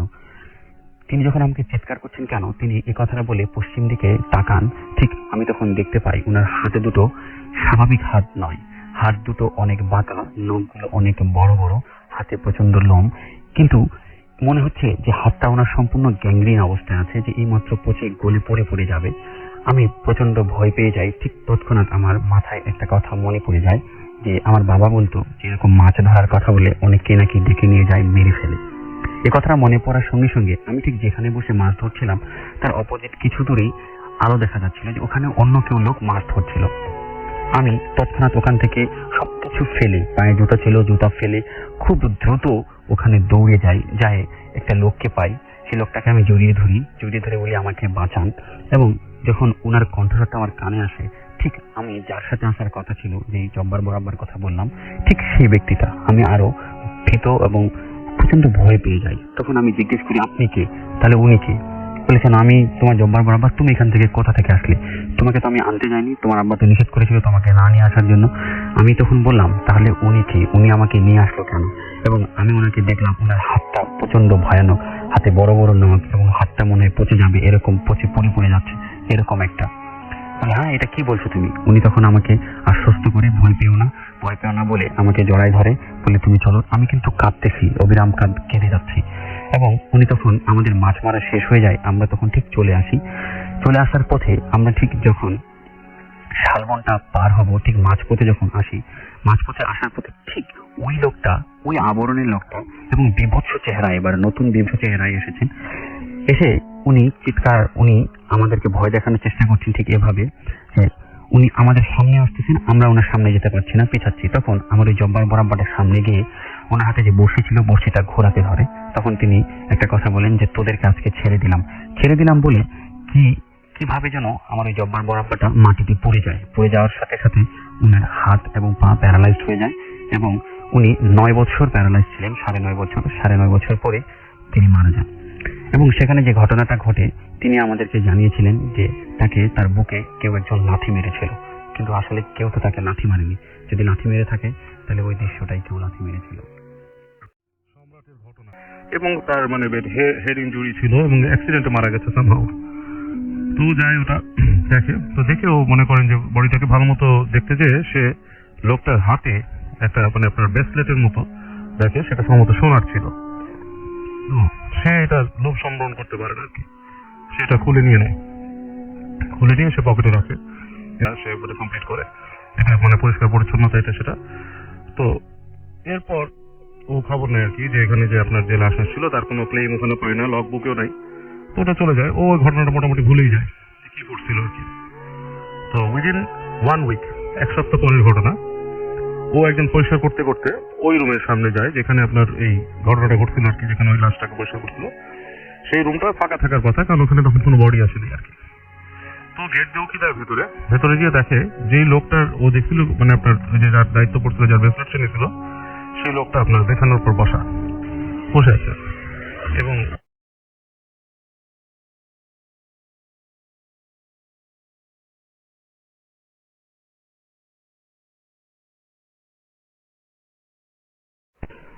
মানে আমার ভুল হচ্ছে নাকি আসলে আমি দেখছি। তো ও কিছুক্ষণ দাঁড়িয়ে থাকার পরে দেখি যে ওই লোকটাকে হাত দিয়ে রাখছে ইশারায়। এটা দেখে সে মানে বেশ ভয় পেয়ে ওখান থেকে পলায় যায়, সে এখন থাকে না। ও ওই জিনিসটা ওকে বলতে পারে না, করতে পারে না যে যেহেতু সে একটা ওখানে অপরাধ করছে, সে ওই জিনিস চুরি করছে, ওর মনের মধ্যে একটা অপরাধ বোধ ওখানে ঢুকে থাকে। তো ওটা নিয়ে খুব চিন্তা করতে থাকে, গভীর চিন্তা ঢুকে থাকে যে ব্যাপারটা কি হলো, এটা সেটা। তো ও রাতের বেলা এটা নিজে করতে না পেরে নিজের ওয়াইফকে বলে আর কি, যে আমি ওখানে গিয়েছিলাম, এরকম একটা বডি ছিল এবং তার হাতে একটা ব্রেসলেট ছিল, ব্রেসলেটটা খুলে নিয়েছিলাম। তো যেটা হয়, আমি কয়েকদিন আগে এরকম ইসে দেখছি, আবার ওই লোকটাকে আমি টেবিলে বসা দেখছি আজকে দুপুরে এরকম। তো বউ বলে যে তুমি হয়তো মানে কোনো রকম মানে কিছু মনে করছো, লোকটার থেকে জিনিস খুলে নিতো, তোমার মনে একটা এরকম ভয় থাকতেই পারে, এই কারণে তুমি দেখছো। তো সে ওইটাকে ওই সময় ভেবেও করে ফেলে আর কি, ভুলে যায়, রাতে ঘুমায়। তো রাতে যখন ঘুমায়, ঘুমের মধ্যে ও দুঃস্বপ্ন দেখে। দুঃস্বপ্নটা এরকম যে ও একটা জায়গায় শুয়ে আছে, একটা মানে বিছানার মতো, যেটা হচ্ছে মাঠের আশেপাশে কেউ নাই চারিপাশে। তো সেই মাঠের মধ্যে ও শুয়ে আছে একটা খাটে, এবং ওই যে সেই লোকটা ওর মাথার কাছে এসে ওর কাছে কিছু চাচ্ছে, মাথার কাছে দাঁড়ায়। তো স্বপ্নের মধ্যে প্রচন্ড ভয় পায়, ঘুম ভেঙে যায়, দেখে ঘামে ভিজে গেছে। তো ঘুম থেকে উঠে যায় ভয়টা পানিটা নিখে খাওয়ার পরে ও পরদিন আবার কাজে যায়। তো এরপরে যেটা হয় যে ফ্রিকোয়েন্টলি ও মাঝে মাঝেই এই লোকটাকে হাসপাতালের ওই অঞ্চলটাতে প্রায় দেখে বিভিন্ন সময়, এবং এটাতে ওর একটা ফ্রিকড আউট হওয়ার একটা পর্যায়ে চলে আসে, যে মানে আপনার যে আমি এই জিনিসটাকে বারবার দেখতেছি, এটা কি হচ্ছে, ব্যাপারটা কি। তো একদিন ওর বাসার মধ্যে এই ঘটনাটা ঘটে ওর সাথে। ও বাসার মধ্যে একলা ছিল, ওই দিন ওর বউ চলে গেছে শ্বশুর বাড়ি বা কোথাও, একলা আছে। তো রাতের বেলা ওর বাসার দরজার মধ্যে নক হয়, গভীর আছে, তখন রাত ধরেন 2-3 এরকম সময়, টক টক টক টক করে নক করছে। তো নক করার পরে ও উঠে যেয়ে দেখে কি জিজ্ঞেস করে, এবং কেউ এটার কথা শুনছে না, মানে ওর কথার কোনো রেসপন্সও পাচ্ছে না দরজার ওপাশ থেকে। তো রেসপন্স যখন পায় না, তো গেটটা খুলে, গেটটা খোলার পরে দেখে ওই লোকটা দাঁড়ায় আছে, যে নাকি যার ব্রেসলেট ছিঁড়েছিল, এবং লোকটা আপনার খালি গায়ে, তার গা থেকে মানে ঘাম ঝরছে, এবং তার ঠিক ওই যে কপালে যেখানে ক্ষত ছিল সেরকমই আছে। তো লোকটা ওকে বলে যে তুমি একদম কথাই বলে, এবার বলে যে তুমি আমার একটা জিনিস নিয়ে নিচ্ছ, তুমি ঠিক করো নাই, এটার পাওনাদার ছিল, এটার মানে কেউ একজন হক ছিল, তুমি সেটা নিয়ে নিচ্ছ এবং এটা তুমি ফেরত দিবা। তুমি তখন জিজ্ঞেস করে আমি কাকে ফেরত দিব? তো সেখানে বললো তুমি এটা ফেরত দিবা। তো এটা শুনে বেশ ভয় পায়, এবং তারপর লোকটা থাকে না ওখানে। তো ব্যাক করে যে আবার খাটে বসে ঘুমাতে পারে না, তখন সে ডিসাইড করে যে আমি এটা কাউকে বলবো, শেয়ার করবো।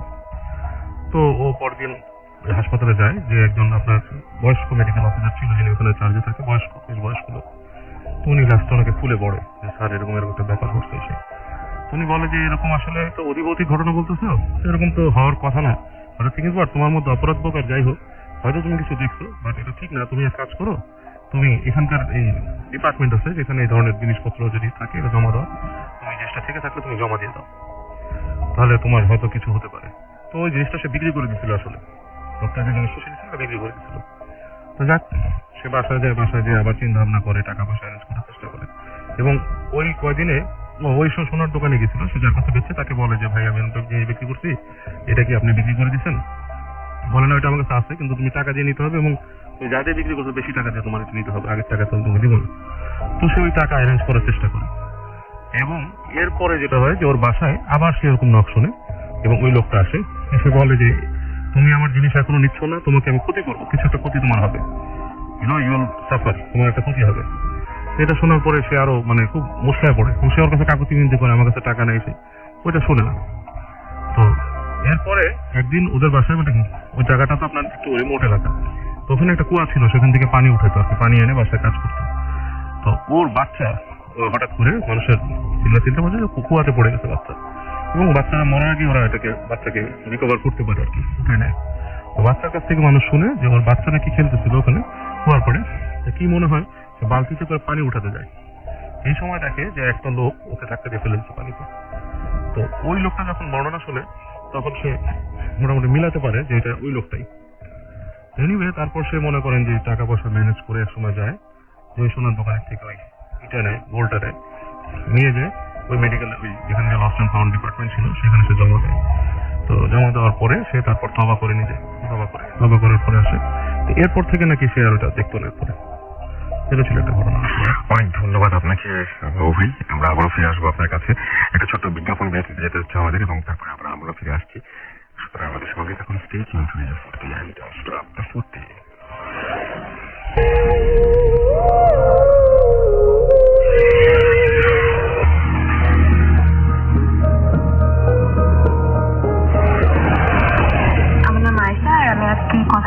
প্রথমে ঘটনাতে চলে যেতে চাই। আজকে আমি যে ঘটনাটি শেয়ার করবো এটা শুরু হয় আমাকে দিয়ে বেসিক্যালি। ইট অল স্টার্টেড আমি আমার এক্সামের টাইমে, which was about 2 years ago। আমার তখন ওল্ড এক্সাম চলছে আর আমি তখন রাত পর্যন্ত পড়ার আমার একটা অভ্যাস ছিল। তো একটা পর্যায়ে রাত পর্যন্ত, যেহেতু আমি অনেক রাত পর্যন্ত পড়তাম, আমার একটা হ্যাবিট ছিল যে আমি 3টা পর্যন্ত পড়ার পর আমার অ্যাটলিস্ট 5টা পর্যন্ত আমার জানলা থাকার একটা হ্যাবিট হয়ে গেছে। তো আমি আমার রুমে, আমার মা তখন একটু বিরক্ত হয়ে যায় আর সে আমাকে বলতো তখন যে তুমি একটা কাজ করে তোর পড়াশোনা শেষ হলে যেহেতু তুমি তারপরে জাগনাই থাকো আর তুমি তোমার রুমে থেকে তুমি আমার পাশে এসে ঘুমিও। তা আমারও ভয় লাগতো একা একা ঘুমাতে, যেহেতু আমি এত রাত পর্যন্ত জাগনা থাকতাম। তো আমি 2টার মধ্যে পড়াশোনা শেষ করে আমি 3টার মধ্যে নামাজ পড়ে তার সাথে নামাজ পড়ে আর আমার রুমে গিয়ে শুয়ে পড়তাম। তো শুরু হয় হচ্ছে আমি আমার রুমে যখন ফার্স্ট ডে শুই তখন আমার ঘুম আসছিল না। আমার যেহেতু জাগনা থাকার একটা হ্যাবিট হয়ে গেছে, তো আমি আমার ফোনে গান শুনছিলাম। আমি শুয়েছিলাম এক সাইড থেকে আরেক সাইডে নড়াচড়া করছি। তো আমার ফোনে ব্রাউজ করছি, করতে করতে আমার আমি রিয়েলাইজ করলাম যে 3:30 বাজে। তখন আমার স্ট্রেট মনে আছে আমার ফোনের মধ্যে আমি দেখেছিলাম 3:30 বাজে। এক্স্যাক্টলি ওই টাইমে আমার মনে হলো আমি দেখলাম যে যদি একটা অনেক লাইট আনা ফ্ল্যাশ লাইট আমার জানালার সামনে দিক দিয়ে বিদ্যুতের গতিতে গেলে এই রিফ্লেকশনটা পড়বে পুরো রুমের মধ্যে লাইটে। ওটা আমি দেখলাম যে উইদিন স্প্লিট সেকেন্ড ওরকম লাইট আমার বাসায় আমার জানালার সামনে দিয়ে চলে গেল। তো আমি যেহেতু দেখলাম ব্যাপারটা, আমি উঠে বসে পড়লাম, এটা কি হলো। তো আমি মনে মনে ফার্স্টে আমার কাছে সব রিজনেবল এক্সপ্লেনেশন গুলো আমার মাথার মধ্যে ভাবছি। ফার্স্টে আমার মাথায় আসলো যে আজকে গাড়ির হেডলাইটের লাইট হতে পারে। তখন আমি ভাবলাম যে আমার রুম যেখানে ঘরে কোনো মেইন রোড নাই, কোনো গলি নেই, কিচ্ছু নেই। তো ওই জায়গাটার থেকে তো ইম্পসিবল ব্যাপারগুলো গাড়ির লাইট আসা। তারপর আমার মাথায় যেটা আসলো যেটা মেবি একটা চোর কোনো কিছু দেখা ট্রাই করছে, দেখছে যখন আমি এরকম জাগনা আসা হয়তো বা বিদ্যুৎ চলে গেল। তো ওই ডাজন্ট এক্সপ্লেইন যে একটা চোরের ফ্ল্যাশ লাইট বিদ্যুতের গতিতে এইভাবে সামনে দিয়ে চলে যাবে। তো আমি ভাবলাম আজকে থেকে যা হয়ে গেছে। তো ফার্স্ট ডে ঘটনা এটা ছিল। সেকেন্ড ডেতে আমি যখন শুনলাম সেম, আমি শুয়ে আছি আমার ফোনের মধ্যে, তখন আমি দেখলাম 3:30 বাজে ওই সেম ঘটনা বিদ্যুতের গতিতে ওই লাইটটা গেল। আর আমি তখন আবার উঠে বসলাম যে আমি ভাবলাম যে আবার কেন এটা হলো। তো আমি ভাবলাম এটা হয়তো কোইন্সিডেন্স হতে পারে, পরপর দুদিন হতেই পারে। থার্ড ডে ঘটনা সেম কাহিনী, ওই সেম লাইটটা আবার গেল। এবার আমি নোটিস করলাম যে এভরিডে এটা 3:30টার সময় আসে এবং এটা জাস্ট বিদ্যুতের গতিতে লাইটটা পাস করে চলে যায়। আর এবার আমি নিশ্চিন্ত ছিলাম যে এটা কোনো চোরের কাজ না। তো আমি এই জিনিসটা আমি ডিসিশন নিলাম যে আমি কাউকে বলবো না, আমি 1 সপ্তাহ এটা অবজার্ভ করে দেখবো। এবং ওই সপ্তাহে এভরিডে 3:30টার সময় এই লাইটটা বিদ্যুতের গতিতে আমাদের জানালার সামনে দিয়ে চলে যেত এবং পুরো রিফ্লেকশনটা আমাদের রুমের মধ্যে পড়তো। তো এটা এক্স্যাক্টলি 3:30টার সময় হতো। তো এই ডেটে আমি ডিসিশন নিলাম, ইট ওয়াজ আ স্যাটারডে। এবার আমি ডিসিশন নিলাম যে এবার আমি এই লাইটটা যখন আমি সাথে সাথে উঠবো, দৌড়ে উঠে জানলা খুলে দেখবো সেটি কি। তো আমি ভেবে দেখলাম যে আচ্ছা এটা যেহেতু বিদ্যুতের গতিতে যেটাই হোক লাইটটা যাচ্ছে, আমি হয়তো বা যদি আমি দৌড়ে যেতে যেতে ওই জিনিসটা চলে যেতে পারে বা যদি কেউ থাকে সে চলে যেতে পারে। তো আমি জানালার পাশের দিকে বসে আছি। তো লাইটটা বিদ্যুতের গতিতে 3:30 বাজে বিদ্যুতের গতিতে লাইটটা যা, আমি দৌড়ে যে জানলাটা খুলি, বাট আমি লাইটটা ক্যাচ করতে পারিনি, লাইটটা চলে গেছে। ওটা ঠিক 2 থেকে 3 সেকেন্ড পর আমি দাঁড়িয়ে আছি জানালার পাশে, জানালাটা খোলা। আমি দেখি যে আমার জানালার উপরে একটি সানসেট আছে। আমি দোতলায় থাকি এবং আমার জানালার উপরে একটি সানসেট। দোতলার উপর থেকে একটি কালো রঙের কুকুর লাফ মেরে একেবারে আমার বাসার সামনে, আমার জানালার সামনে একটি গ্যারাজ আছে এবং গ্যারাজে ওটার মধ্যে স্টোর হাউস হিসেবে ইউজ করা হয়। এটার উপরে একটা কোনো উঠার কোনো রাস্তা নেই, ওখানে অনেক গাছপালা আছে এবং গাছপালাও না, ঠিক ছোট ছোট প্ল্যান্টস আছে। ওই জায়গাটার উপরে একটি কুকুর লাফ মেরে উপরে উঠলো, মানে নামলো, নেমে আস্তে করে হেঁটে সে কোন ফাঁক দিয়ে লাফ মেরে চলে গেল আমি বুঝতে পারলাম না, যেটা একটা কুকুরের পক্ষে সম্ভব না।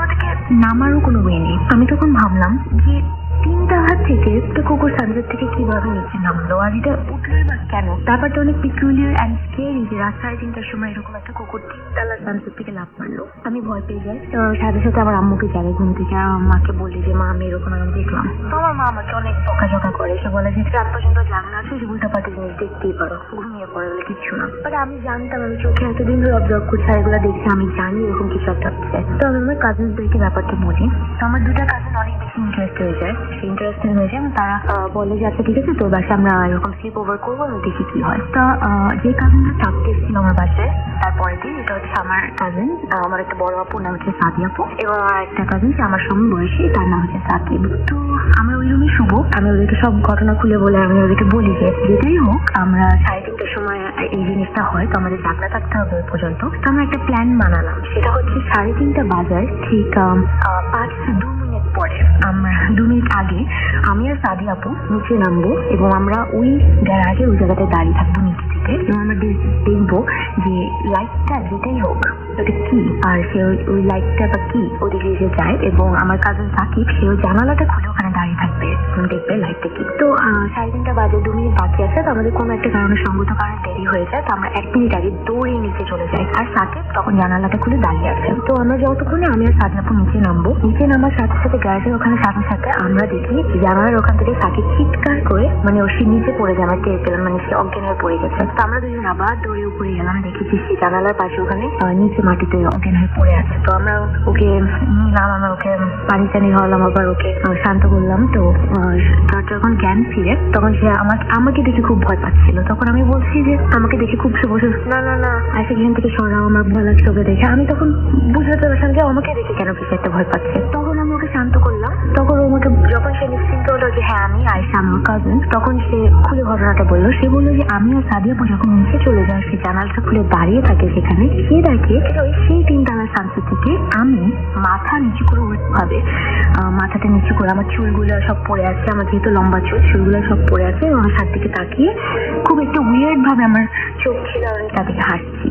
এটা দেখে সে আর হ্যান্ডেল করতে পারলো না, কারণ সে দেখলো যে 30 সেকেন্ডে, মানে 30 সেকেন্ড আগে আমার কাজিন দুটো বের হয়ে দৌড়ে চলে গেলো। সেটা দেয়ার নো ওয়ে যে আমি আবার ওই 30 সেকেন্ডে ওই 3 তলার বাসার ভিতরে ঢুকবো, গ্রিল থেকে বের হয়ে সানসেটের পরে দাঁড়িয়ে তাকে এরকম ভয় দেখাবো। তো সে বললো it's a paranormal thing, whatever it was.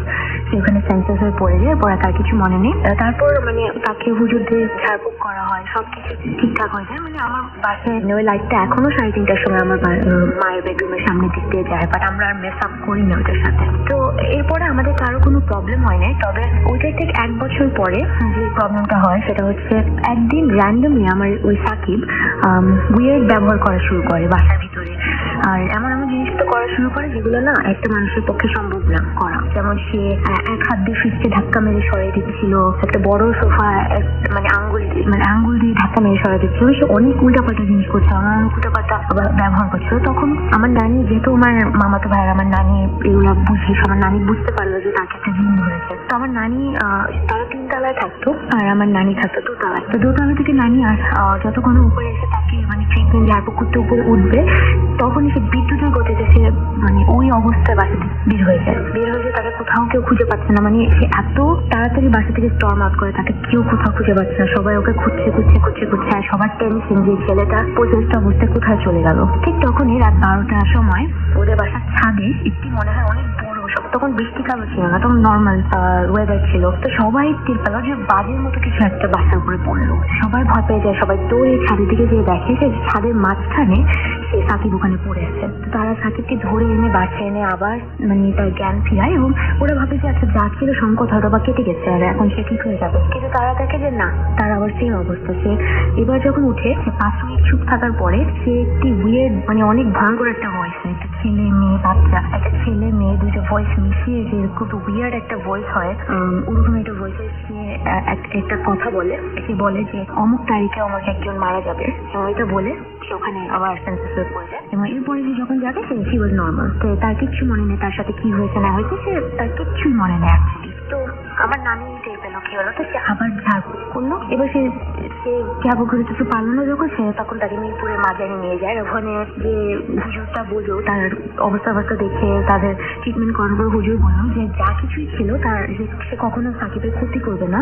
সে হচ্ছে সাকিবকে খুব মানে পছন্দ করেছে এবং সে খালি সাকিবের হেল্প করতে চায়, এবং সে মাঝে মাঝে মানে যদি কোনো কিছু বলতে হয় সাকিবকে, মানে সে সবাই কারো ক্ষতি করবে না, সেখানে সাকিবের বাড়িতে এসে যদি কারো হেল্প করতে হয় বা কোনো ইনফরমেশন দিতে হয় তখন এসে সে চলে যাবে, আর তাকে তাড়ানো দরকার নেই, থাকুক সে। তো আর আমার নানিরা ভাবলো যে যেহেতু একটা ভালো জিনিস একটু থাকুক, এটা আর কোনো ট্রিটমেন্ট করা লাগবে না, যেহেতু এটা আসছে ওনার এসে। কিন্তু সব থেকে আশ্চর্যজনক ব্যাপার হচ্ছে যে যেই জিনটা এসে যে জিনটা তাকে ধরলো, যে জিনটা তাকে খুব ভালো লেগেছে, হুজুরটাকে জিজ্ঞাসা করার পর মজার ব্যাপারটা হুজুর বললো যে এটা আপনার কোনো পরিচিত জিন, মানে এই জিনটা তাকে কোনোভাবে দেখেছে, তার খুব পছন্দ হয়েছে, যেন সে তার পিছন কখনো ছাড়েনি। আর একে বেসিক্যালি প্রবাবলি আপনার আত্মীয় বাসার থেকে নেওয়া হলো। তখন আমার মামি যখন আমাকে এই ব্যাপারটা বলে তখন আমি বুঝতে পারি যে এটা কোত্থেকে হয়, কারণ সাকিব লাইফে খালি একবারই এরকম কিছু ফেস করেছে, সেটা হচ্ছে আমার বাসায়। তার মানে সে যে জিনটাই হোক আমার বাসা থেকে এসে নিয়েছে। যাই হোক, এরপরে যে আরেকটা আশ্চর্যজনক ব্যাপার হচ্ছে জিনটা যে কথাটা বলেছিল যে আমাদের সাকিবের মানে ক্লোজ কোনো একটা মানুষের কথা বলছে যে মারা যাবে ওই তারিখে, এক্স্যাক্টলি ওই তারিখটাতেই সেই মানুষটা মারা যায়। তো এটাই হচ্ছে আমার ঘটনা। I hope you guys like it, আর thank you. FM. Haunted by Adele. আসসালামু আলাইকুম লিসেনার, আসসালামু অনেক ধন্যবাদ আমাকে কল করার জন্য। তো সবার আগে এই যা সবাই শুনছি আজকে ভূত এফএম, সবাইকে ধন্যবাদ। সাথে নাফিস আলম আর্গন, ওর অপারেশন হয়েছে, সবাই ওর জন্য দোয়া করবেন আশা করি। রাসেল ভাই, আমার ঘটনাটি আজকে যেটা বলছি এটা বাংলাদেশের ঘটনা নয়, বাংলাদেশ থেকে অনেক দূরে, নেদারল্যান্ডের একটি ঘটনা। অ্যামস্টারডামের ভিতরে একটি স্টেট আছে। যিনি ঘটনা বলেছেন তিনি এতক্ষণ ফ্লাই করে চলে গেছেন। এখন তার ফ্লাইট রাত 2টার দিকে ছিল। আচ্ছা, তো নাহিদ ভাইকে খুবই মিস করবো। নাহিদ ভাই এয়ারপোর্টে তার মানে জি, তো নাহিদ ভাইকে খুব মিস করবো। নাহিদ ভাই নিশ্চয়ই শুনছেন এই মুহূর্তে রেডিও ফুর্তি, এবং যারা শুনছে সবাইকে ধন্যবাদ। তো নেদারল্যান্ডের ঘটনাটি বলতে গিয়ে সবার আগে বলছি যে অ্যামস্টারডামের ঘটনা, আর এটা হচ্ছে অ্যামস্টারডামের স্লটারবার্ট একটা জায়গা আছে, সেখানের একটি ঘটনা যেখানে উনি থাকতেন। তো আজ থেকে 9 বছর আগের ঘটনা। ওখানে তখন ওনার 2 বছর হয়ে যায়। তো সে নার্সিং এ একটি কোর্স করতে গিয়েছিল নেদারল্যান্ডে। নার্সিং এর কোর্সটি কমপ্লিট করার পর তার একটা হসপিটালে জব হয়। তো সেই হসপিটালে 6 মাস জব কর্মরত অবস্থায় সে একটি বাসা ভাড়া করে, যেটা মোটামুটি বড় তার জন্য হয়ে যায়, এবং তাকে যেহেতু বাংলাদেশে টাকা পাঠাতে হতো সেই জন্য সে চাচ্ছিল যে তার সাথে একটি সাবলেট রাখতে। তো সে কিছু স্পেশাল মানুষদের বলে রাখে যে কেউ যদি পায় সাবলেট তবে তাকে যেন ইনফর্ম করে। তো ঘটনার দিনে চলে আসি। তো ঘটনার দিন আপনার সে যখন হসপিটাল থেকে বাসায় আসে তখন সন্ধ্যার সময়। তো বাসায় এসে দেখে যে খাওয়ার কিছু নাই। নর্মালি ওইখানকার মানুষগুলো যেগুলি খায় আছে টুনা ফিশ যেটি মানে সামনে পায় যেটা খেয়ে ফেলে, ওই মুহূর্তে বাসায় কিছু ছিল না। তো টেম্পারেচার হচ্ছে -18 ডিগ্রি এরকম। তো উনি বাসা থেকে বেরিয়ে সুপার শপে যায় এবং কিছু জিনিস কিনে নিয়ে আসে রাতে খাওয়ার জন্য। তো সুপার শপ থেকে বের হবার পরে একটু সামনেই তাকে একজনের সাথে ফেস করতে একটা চৌরাস্তায়, এবং সে তাকে হঠাৎ করে মানে আচমকা থামিয়ে বলে যে আপনার বাসায় কি ভাড়ার মানে নেদারল্যান্ডের একজন লোক, আপনার বাসায় কি কাউকে সাবলেট রাখতে চাচ্ছেন? তো উনি খুবই অবাক হয়ে বলেন যে রাখতে চাচ্ছি। এবং মনে মনে চিন্তা করলো হয়তো আমি যেসব স্পেশাল মানুষদেরকে বলেছি তারাই হয়তো তাদের কাছ থেকে হয়তো সে খবরটা পেয়েছে। তো ওনার সাথে কনভারসেশন হয়, এবং কনভারসেশন হওয়ার পর বলে ঠিক আছে চলেন, সবকিছু মিনিমাইজ করার পরে উনি বললেন যে ঠিক আছে আমার বাসায় চলেন। তো বাসায় যাওয়ার পরে ওনাকে ওনার রুম দেখিয়ে দিলেন এবং বুঝিয়ে দিলেন কি কি করতে হবে এবং কত টাকা শেয়ার করতে হবে এটাও বুঝিয়ে দিলেন। তো এটা বলে উনি বলেন যে ঠিক আছে আমি থাকবো এখান থেকে, আজকে থেকেই থাকবো। এবং নাহিদ ভাই একটু অবাক হয়ে যায় যে ওনার সাথে কোনো লাগেজ ছিল না, সাথে কোনো কাপড় চোপড়ের ব্যাগ ট্যাগ কিছুই ছিল না। তো উনি বলে যে আমার রুম কোনটা, তারপর তাকে রুম দেখিয়ে দিল এবং নাহিদ ভাই তার রুমে চলে গেল। তো যেহেতু খাবার খাননি, একটু রান্নাঘরের কিচেনে গিয়ে কিছু খাবার রান্না করতে গিয়ে এই সময় তিনি তাকে অফার করলেন যে আজকে বাংলাদেশি রান্না হচ্ছে, আপনি আমাদের সাথে খেতে পারেন। তো উনি বললেন যে আর বলে দিলেন যে আগামীকাল থেকে আমরা খাবো, এটা শেয়ার করে খাবো, যেগুলি বাজার করা হবে নাকি। তো উনি রাজি হলেন কিন্তু ওনার সাথে খেলেন না। তো নাহিদ ভাই দিন যথাযথ তার সব কাজ শেষ করে রাতে ঘুমিয়ে পড়েন এবং ঘটনাটা ঘটে রাত 2টার দিকে। হঠাৎ করে তার রুমের ভেতর থেকে সে মানে একটু সাউন্ডে ঘুম ভেঙে যায় এবং সে পাশের রুম থেকে কটর মোটর একটা সাউন্ড পেতে থাকে। ওই মুহূর্তে সে যখন তার ঘুম পুরোপুরি ভেঙে যায় ওই কটর মোটর সাউন্ডে, হঠাৎ করে সে বেড থেকে উঠে এবং স্পষ্ট শুনতে পারে যে পাশের রুম থেকে 15-20 জন হাসাহাসি করছে। তো সে বললো আমি একজন আজকে ভাড়া একজনকে থাকতে দিলাম, সে আজকেই মানুষ নিয়ে আসলো, এটা কিভাবে সম্ভব? সে লিভিং রুম দরজাটা খুলে লিভিং রুম দেখে পুরো অন্ধকার, এবং তখনও লিভিং রুম থেকে ওই রুম থেকে সাউন্ড আসছিল আর কি। তো উনি রুমের সামনে যান এবং উনি যখনই দরজাটার সামনে নক করার আগে পর্যন্ত দাঁড়ান তখনই সাউন্ডটা ভ্যানিশ হয়ে যায়, এবং উনি কৌতূহল বশত দরজাটা নক করে। দরজা নক করার পরে ঘুম থেকে উঠে উনি আসছে এরকম একটা সিচুয়েশন, এবং ওনাকে যেহেতু কোনো কাপড় চোপড় ছিল না, তিনি তার পরনের জামা কাপড় দিয়েছিল, তো দেখলেন যে সে থেকে উঠে হাই তুলতে দরজা খুললো। তো উনি বললেন কি আপনার রুম থেকে সাউন্ড পাচ্ছিলাম, বলে যে কই না, তো আমি তো ঘুমাচ্ছিলাম। তো তিনি আর কোনো কথা না বাড়িয়ে ঘুমিয়ে পড়েন। এটা ছিল ওনার ঘটনা, ইমিডিয়েট পরের দিনের ঘটনা। ওই দিন তিনি যথারীতি 9টার দিকে বাসার থেকে বেরিয়ে পড়ে এবং ঠিক 7টার দিকে বাসায় আসে। নর্মালি নেদারল্যান্ডের 7টা মানে সকালবেলায়, অলমোস্ট আলো চারিদিকে। তো উনি বাসায় আসেন এবং বাসায় আসার পরে দেখেন যে পুরা রুম অগোছালো হয়ে গেছে। মানে উনি রীতিমতো খুবই বিরক্ত ওনার উপর যে এটা কি পুরা অগোছালো রুম, উনি বাসায়ও নাই। তো সে সব অগোছালো জিনিসপত্র গুছিয়ে রাতে খেয়ে ঠিক আবার ঘুমিয়ে পড়ে। ঠিক ওরকমই সময়ে রাত 2টার দিকে আবারও তার এরকম সাউন্ড, কটর মটর সাউন্ড, কটকট একটা সাউন্ড, সে উঠে যায় এবং যখন ঘুমটা পুরোপুরি চোখ থেকে তাড়িয়ে দেয় তখনই তার কাছে ক্লিয়ার একটি সাউন্ড ভেসে আসে পাশের রুম থেকে, 15 থেকে 20 জন হাউমাউ করে কাঁদছে। উনি খুব ভয় পেয়ে যায় এবং সাথে সাথে লিভিং রুমের দরজাটা খুলে দেখে পুরো অন্ধকার রুম।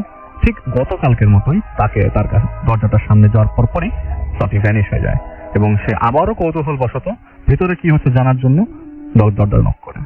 দরজা নক করার পরে উনি দরজা খুলেন এবং বলে আমি তো গতকালকেও শব্দ পেলাম, আজকেও শব্দ পাচ্ছি, কিছু কি আপনার রুমে হচ্ছে? তো উনি বললেন না, তো আমি ঘুমিয়েছিলাম। তো বললো যে আপনি কখন আসলেন বাসায়? আমি রাত্রি 12টার দিকে চলে এসেছি। তো উনি আর কোনো কথা না বাড়িয়ে আবারও ঘুমিয়ে পড়লেন, কারণ এসব কথাবার্তা বাড়ানোর সময় নেই, তার আগামী মানে পরের দিন তাকে হসপিটাল যেতে হবে। তো পরের দিন যথারীতি তিনি হসপিটাল চলে যান। তো ওই দিন ছিল স্যাটারডে, হাফ ডে। তো 4টার দিকে তিনি বাড়িতে চলে আসেন। চলে আসার পর দরজা খোলার পর যেটা উনি দেখলেন সেটা হয়তো কখনোই চিন্তা করেন এটা আমাকে দেখতে হবে। তিনি দেখলেন কিচেনের ভেতরে যে লোকটাকে তিনি সাবলেট হিসেবে দিয়েছিলেন, জিনিসটা একটু অদ্ভুত, যে সে ব্লেন্ডার মেশিনের ভেতর হাত মানে ব্লেন্ডার মেশিনটা ছাড়া এবং রক্ত চারপাশে ছড়িয়ে পড়ছে, এবং সেটা তার দিকে সে ওই লোকটা তাকিয়ে হাসছে, মানে অদ্ভুত একটা দৃষ্টিতে হাসছে। এটা দেখে তো মানে যে কেউ ওই জায়গা থেকে মানে চিন্তা করতে পারবে না আমাকে কি করতে হবে, সে সাথে সাথে নিচে চলে যায়। তো সে থাকতো 3 তলায়, নিচতলায় এক বাংলাদেশি থাকতো, এবং তাকে সাথে সাথে গিয়েই অবহিত করে যে উপরে আমি এই জিনিসটা দেখলাম। তো নিচের থেকে ওই ভাইয়াকে উপরে নিয়ে নাহিদ ভাই উপরে উঠানোর পরে দেখলো যে কই রুমের ভিতর তো কিছুই নাই। তো যেহেতু এই জিনিসটা দেখলো, তারপরে সে আর ওই ঘরে ঢুকে নেই এবং নাহিদ ওই বাংলাদেশি ভাইটাকে সে রিকোয়েস্ট করে তার সাথে ওই দিন রাত যাপনের জন্য রেডি করলো আর কি। তো ওই দিন রাতটা সেখানে থাকে, সানডে রাত্রে থেকে স্যাটারডে রাত্রে থেকে পরের দিন সানডে। তো সানডে সে ড্রাইভিং এর জন্য বের হয়, কিন্তু বন্ধ থাকে। তো সকালবেলা ভোরে ড্রাইভিং এর জন্য বের হবে, তো উপরে ড্রেস চেঞ্জ করতে গেলেন। তো যাওয়ার পরে দরজা যখন খুললেন, সকালের আলোতে যেরকম দেখলেন সেটা হচ্ছে চারিদিকে কিচেনের চারিদিকে রাসেল ভাই রক্ত দিয়ে ভরা, এবং যে টি শার্ট এবং প্যান্টটা উনি ওনাকে দিয়েছিল সেটা পুরোটাই রক্তে ভেজা। ওই দিন আর তিনি ড্রাইভিং এর জন্য বেরোতে পারলেন না, এবং সে 100% ডিসিশন নিল যে সে ওই বাসায় আর থাকবে না। ওই বাসার থেকে তিনি বেরিয়ে পড়লেন এবং ওই বাংলাদেশি ভাইয়ের সাথেও তিনি বিদায় নিয়ে ওই স্টেট থেকে অন্য স্টেটে যাওয়ার জন্য রেডি হয়ে গেলেন, এবং হসপিটাল ওইটাই আছে, ওই জায়গা থেকে আরো দূরে তিনি বাসা নিলেন। তো সেখানে যাদের সাথে থাকলেন তারা সবাই বাংলাদেশি। তো 8-9 জনের সাথে কষ্ট করে তিনি একটা রুম পায় আর কি 8-9 জনের সাথে থাকার জন্য। তো ওখানে প্রায় 1 মাস অতিবাহিত হওয়ার পর তিনি হঠাৎ করে একদিন হসপিটাল থেকে বাসায় ফিরছেন। ফেরার পথে তার সাবওয়ে হয়ে আসার কথা। তো যে মেট্রো রেলগুলো ট্রেনগুলো আছে সেটার জন্য সে ওয়েট করছে। ওয়েট করার পর ট্রেনে যখন উঠলেন তিনি, তো দাঁড়িয়ে যাচ্ছে আর কি। তো মানে হঠাৎ চোখ পড়লো যে সেই লোকটি ট্রেনের মধ্যে দাঁড়িয়ে আছে। অদ্ভুত এক দৃশ্য, ওনার হাত ব্লেন্ডার মেশিনে হাত একদম ছিটকে যাচ্ছে, মাংস ছিটকে পড়ছে, ওই লোকটা তার সামনে দাঁড়িয়ে আছে এবং সে আস্তে আস্তে পেছানোর চেষ্টা করছে ভয়ে। তো আই কন্ট্যাক্ট যাতে না হয় সেটার জন্য সে মানে প্রস্তুত ছিল না। তো হঠাৎ করে লোকটা তাকে, তার মাথা ছিল অন্যদিকে, জিজ্ঞেস করছে আপনি কেন চলে গেলেন আমার থেকে, আমি তো আপনাকে যেতে বলিনি। তো উনি কথা না বলে যে আমি আপনার সাথে কথা বলতে ইন্টারেস্টেড না, এটা বলে সে পিছন দিকে যাচ্ছে। তো তার স্টেশন চলে আসে এবং স্টেশন আসার পরে তিনি নামার পরে ওই ট্রেনটি চলে যায় এবং ওই লোকটির সাথে তারা কোনো ধরনের দেখা হলো না। তো উনি রাস্তা দিয়ে বাসায় আসার পথে পুরোটাই চিন্তা করলেন যে কেন আমি ওনার সাথে বারবার দেখা করছি, আমি ওনার সাথে দেখা করতে মোটেও রেডি না। এরকম কেন হচ্ছে, উনি সাইকিয়াট্রিস্টের কাছে গেলেন এবং যেটা চিন্তা করছিলেন যে এটা কোনো ওনার হ্যালুসিনেশন হবে। সাইকিয়াট্রিস্ট তো ওনার পুরো কথাটা শুনলেন এবং বললেন যে আপনি কিছুদিন রেস্ট নেন এবং এইসব ওষুধগুলো আপনি খান, হয়তো কন্টিনিউ করলে আপনার এইসব জিনিসগুলো আর মাথায় আসবে না। আপনি তো নিজে দেখছেন, আপনার সাথে যারা আছে তারা দেখছে না। কিন্তু ওনার মন মানে না। ঠিক কিছুদিন পরে উনি এরকম হসপিটাল থেকে আবার বাসায় আসছিলেন এবং বাসায় আসার পথে সাবওয়ে থেকে ট্রেন দিয়ে নামার পরে বাসায় হেঁটে আসছিলেন, এমন সময় তার মনে হলো পিছনে তার পেছনে কেউ আছে। তো হঠাৎ করে সে মাথা ঘুরিয়ে দেখে যে সেই লোকটি, এবং ওই লোকটিকে সাথে সাথে দেখার পর সে ওখান থেকে প্রস্থান করার জন্য দৌড়ের সাহায্য নিলেন এবং সে দৌড়ে যাচ্ছেন এমন সময় দেখলো যে সে পাশ দিয়ে হেঁটে যাচ্ছে আর তিনি দৌড়ে যাচ্ছেন। তো তার কাছে এই জিনিসটা খুবই অবাক করার মতো লাগে এবং সে ওই দিন বাসায় ফোন দেয় বাংলাদেশে। ফোন দিয়ে তার বাবা মাকে বলে যে তোমরা অনেক কষ্ট করে আমাকে পাঠিয়েছো, আমি আর নেদারল্যান্ডে থাকবো না, আমি খুব শিগগিরই বাংলাদেশে চলে আসবো, আমি তোমাদের জন্য কিছু করতে পারিনি, তো আমাকে মাফ করে দিও। এটা বলার পর উনি মানে ওই দিন পরের দিন সে হসপিটালে যায়। পরের দিন একদম এক্স্যাক্টলি পরের দিনে তিনি হসপিটালে যান এবং হসপিটালে যাওয়ার পর কাজের মানে 3টা-4টার দিকে হঠাৎ করে তিনি দেখলেন যে 20-25 জনের একটি দল হসপিটালের দিকে আসছে। তো হসপিটালের দিকে এত মানুষ আসছে এবং সবার মুখে এরকম মানে সবাই এরকম বলা বলি করছে যে যাক আজকে জিনিসটা বের হবে, এরকম কিছু একটা।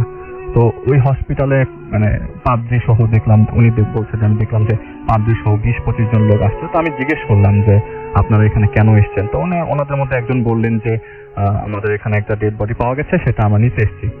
তো উনি কৌতূহল বশত আসে, ওনার যেসব কলিগস আছে আরো নার্স আছে সবাই ওই ফ্রিজিং রুমের সামনে গেল এবং ওখান থেকে দেখা গেল একটা ডেড বডি ফ্রিজিং রুম থেকে বের করে স্ট্রেচারে উঠানো হচ্ছে। এমন সময় সবাই ভেতরে ছিল, উনি দেখলেন যে এতদিন তার সাথে যে মানুষটা এতদিন তার সাথে যাকে দেখেছেন, এতদিন যাকে দেখছেন ঠিক সেই মানুষটাকে ওই বক্স থেকে বের করা হচ্ছে এবং সারা শরীরে খোঁচা খোঁচা খোঁচা খোঁচা লাল লাল দাগ আর কি।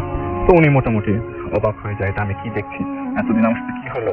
তাহলে আমি কি আমি ভুল না? আমি সাইকিয়াট্রিস্টের কাছে গেছি, এটা হ্যালুসিনেশন ছিল না, সামথিং ইজ ব্যাড, আমার সাথে কিছু একটা খারাপ ঘটেছে বা আমি কিছু খারাপের সম্মুখীন হয়েছি।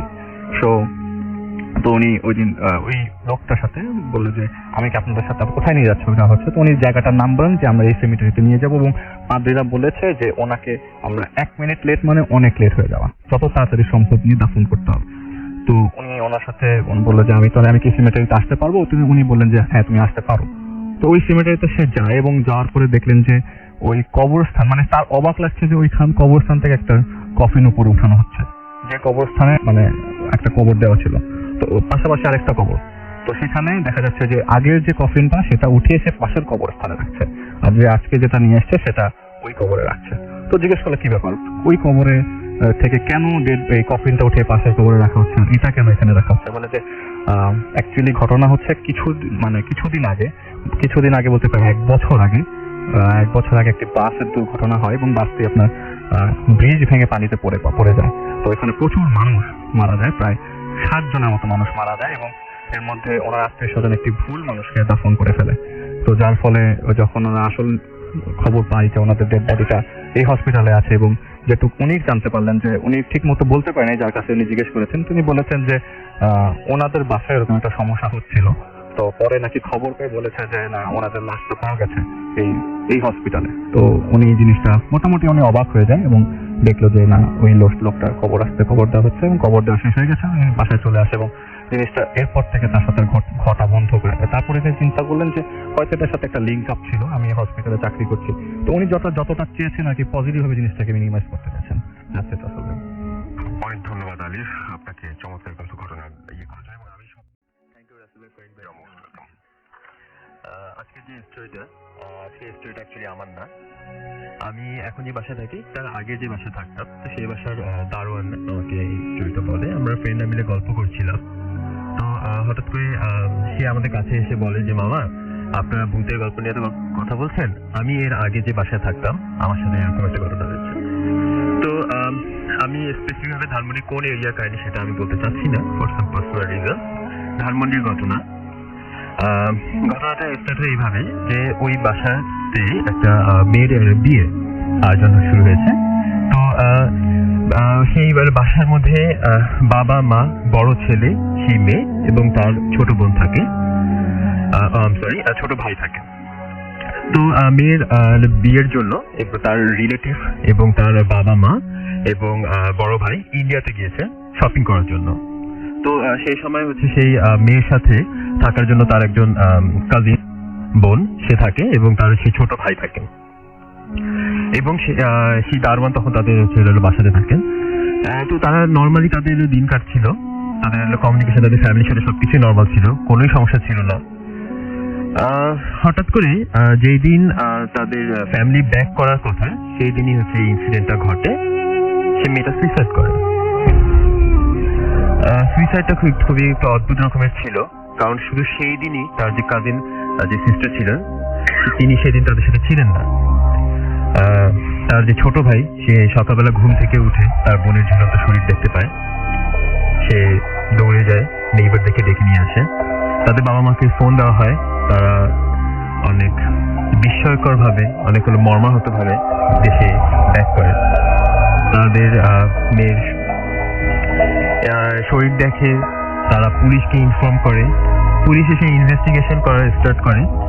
তো পাড়া প্রতিবেশী সবাই এটাকে সাসপেক্ট করে যে এটা একটা suicide for any personal purpose, মেয়েটি মেবি সুইসাইড করেছেন। তো পুলিশের ইনভেস্টিগেশন চলতে থাকে এবং তখন তারা কিছু ক্লু পায়, যেটার কারণে তারা বুঝতে পারে যে মেবি এটা সুইসাইড না, এটা মার্ডার। রিজন হচ্ছে দুটো।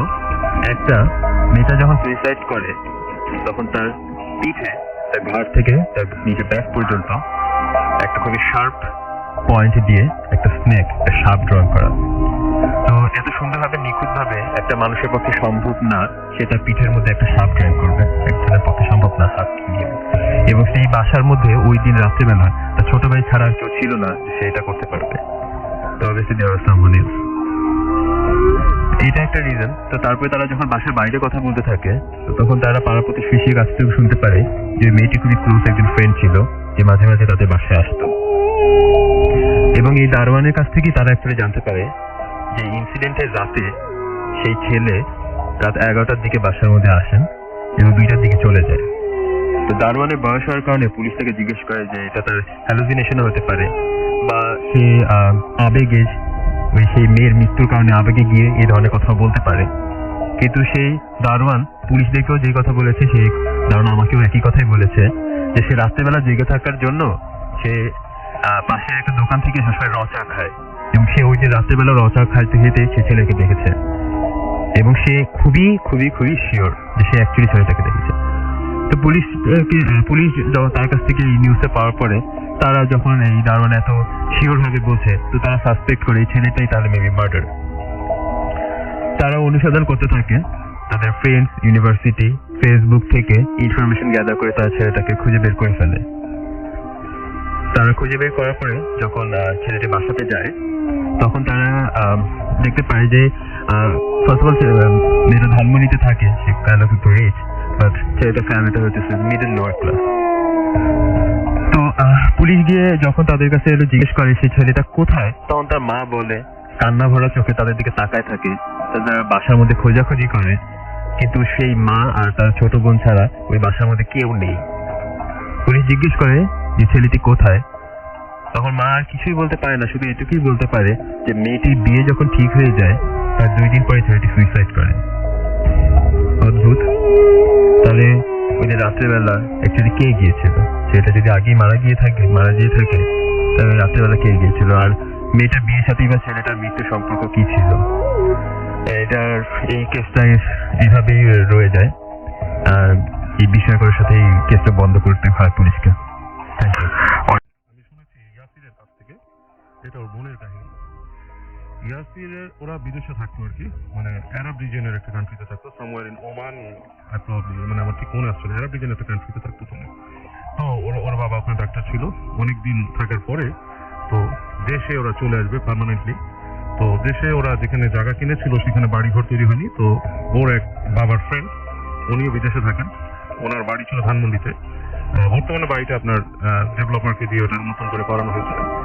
তখন পর্যন্ত বাড়িটা আপনার এই পুরানো বাড়ি ছিল, বেশ পুরানো দিনের বাড়ি। তো ওই বাড়িটাতে ওনার বাবার ফ্রেন্ড বলে ওখানে উঠতে ওদেরকে। তো ওরা ওই বাড়িটাতে উঠে বেশ কয়েকদিন থাকে। এর মধ্যে ওর বোনের বিয়ের কথা হয়, মানে ওরা পর বলে যে না ঠিক আছে, আচ্ছা যাক, এনিওয়ে। তো এক সময় ফ্রেশ হয়ে গভীর রাত হয়ে যায়। রাত হওয়ার পরে সে বাসায় বসে থাকে। তো হঠাৎ করে গভীর রাতে ওর বোন সবসময় একলা থাকতো, তো ওর নাকি একলা ভয় লাগছিল, ঘুমের মধ্যে প্রচন্ড ভয় লাগা শুরু করে। তো সে তার মাকে বলে যে আমার সাথে থাকো, আমি ভয় পাচ্ছি।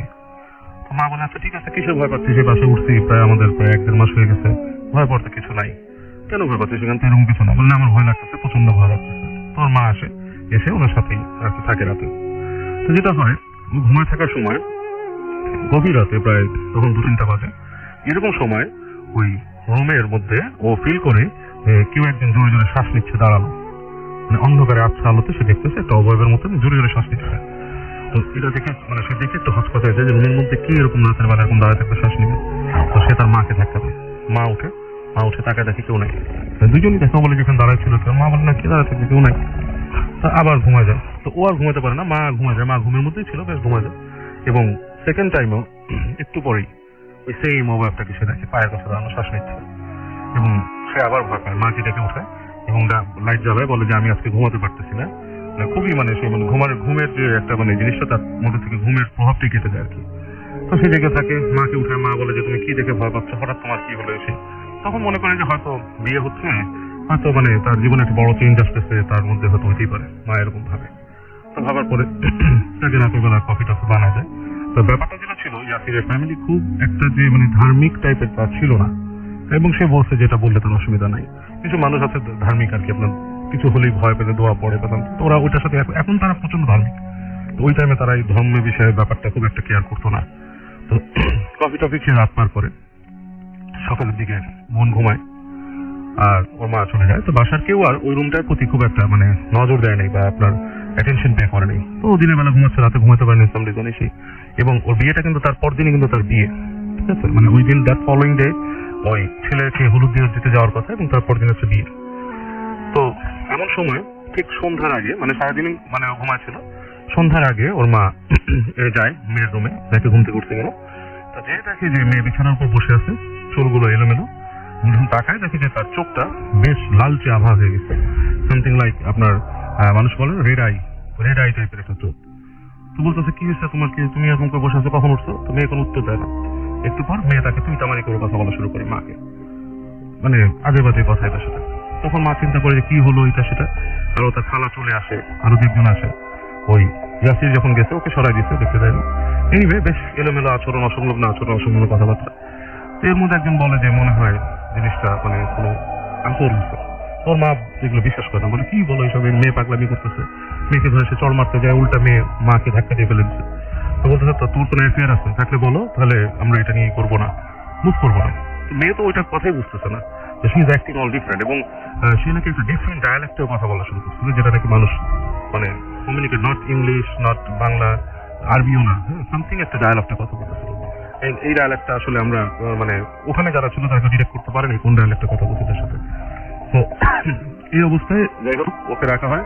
একজন বলে যে এখানে আপনি যাই বলেন, এখানে আপনার মেয়ের আসর হয়েছে, আমরা হুজুর নিয়ে আসুন, একটা হুজুর এনে পড়া।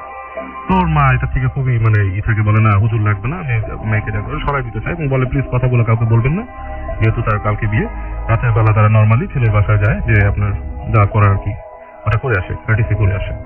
পরদিনে কিন্তু বিয়ে হওয়ার কথা, বাট মেয়ে কিন্তু বাসায় প্রচন্ড পাগলামি শুরু করে দিয়েছে। পাগলামিটা হচ্ছে সেই অসংলগ্ন পর্যায়ে আপনার যে ভৌতিক ব্যাপার স্যাপার টাইপের, সঙ্গে মানুষ আসা হলে যাবে।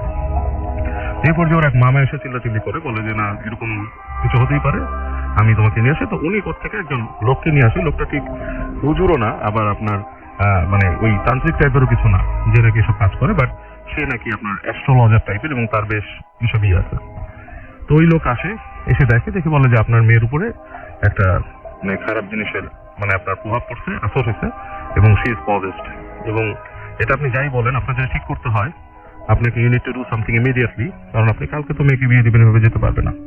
তখন রাত হয়ে গেছে অলরেডি, ইটস লেট নাইট, ধরেন 9টা-10টা। তখন বলে যে আমি একটা চিনি, তো সে থাকে হচ্ছে আপনার ঢাকার কাছাকাছি একটা যে কোনো গ্রামে, একজন মানে ওঝা টাইপের আছে, আমি তাকে নিয়ে আসতে পারি, আসলে মনে করেন যে সে কিছু একটা করতে পারবে। তো কথা শুনে তো ওই লোকটাকে বলা হয় তাহলে যান। তো ওই লোকটা তখন ইয়াসিরকে নিয়ে রওনা দেয়, রওনা দিয়ে আপনার বাসে করে সে গভীর রাতে সেই ঢাকার কাছাকাছি যে জায়গাটা ধরেন 2-3 ঘন্টা লাগে আর কি, সেখানে যায়। তো ওখানে নামার পরে আপনার ওই নিশুতি জায়গা যার ওখানে যাবে, তো যাওয়ার পথে রাস্তার মধ্যেই ওরা দেখে যে একটা কুকুর হ্যাঁ মানে ফলো করতে করতে যাচ্ছে। তো ওই লোকটা বলে যে ওই ইয়াসিরকে বলতেছে তুমি ভয় পেও না, তোমার বোন যেটা পজেস হচ্ছে সে খুব শক্তিশালী কোনো কিছু একটা জিনিস, যদি হালকা পাতলা হতো আমি ওখানে ঝাড়তে পারতাম, এখানে হয়তো কিছু দেখতে পারবা যে জিনিসটা হচ্ছে যে আসলে মানে this is something associated with ওই জিনিসটাই, সেই অনেক উল্টাপাল্টা করতে পারে। তো কুকুরটা দেখে, কুকুরটা তাদের সাথে ফলো করে এবং গড় গড় করে শব্দ করতেছে এবং খুঁজতে খুঁজতে খুঁজতে ওই মানে হেঁটে যেতে যেতে যেতে ওই যেই লোকের বাড়ি সেই একটা একতলা টিনের ঘর সেখানে যায়, যে উঠানে যায়, উঠানে যেয়ে দেখে যে উঠানের মধ্যে ওই সেই যে আপনার যাকে যে ঝাড়াবে আর কি সেই লোকটা ওখানে বসা, হনিন টাইপের একজন লোক সে বসা। সে বলতেছে যে অমুক সাহেব আমি জানতাম যে আপনি আসবেন, কারণ আপনার খবর আমি পাইছি যে আপনি আসবেন, আপনার সাথে তো আমার আগেও কমিউনিকেশন মানে এরকম যোগাযোগ হয়েছে এবং আপনি যেটা কাজে আসবেন আমি বুঝতেছি আপনার উপর প্রভাব আছে, আপনার সাথে একটা কুকুর আসছে রাস্তায় হাঁটতে হাঁটতে, বলে জি আমার সাথে কুকুর ছিল একটা, বলে ওই কুকুর ওই প্রভাবের এটা। তো যাই হোক আমি যাব আপনার সাথে নিশ্চয়ই ঢাকায়, এবং অনেক কিছুই বলে দিল এরকম একটা মানে কিছু এরকম আপনার পজিশনের ব্যাপারে যে ওইখানে পজিশন। তো ওরা ওই লোককে নিয়ে সেই রাতে রওনা দেয়, রওনা দিয়ে আস্তে আস্তে মনে করেন যে প্রায় ভোরের কাছাকাছি মানে রাত 3টা এরকম বেজে যায় ওই বাসায় আসতে।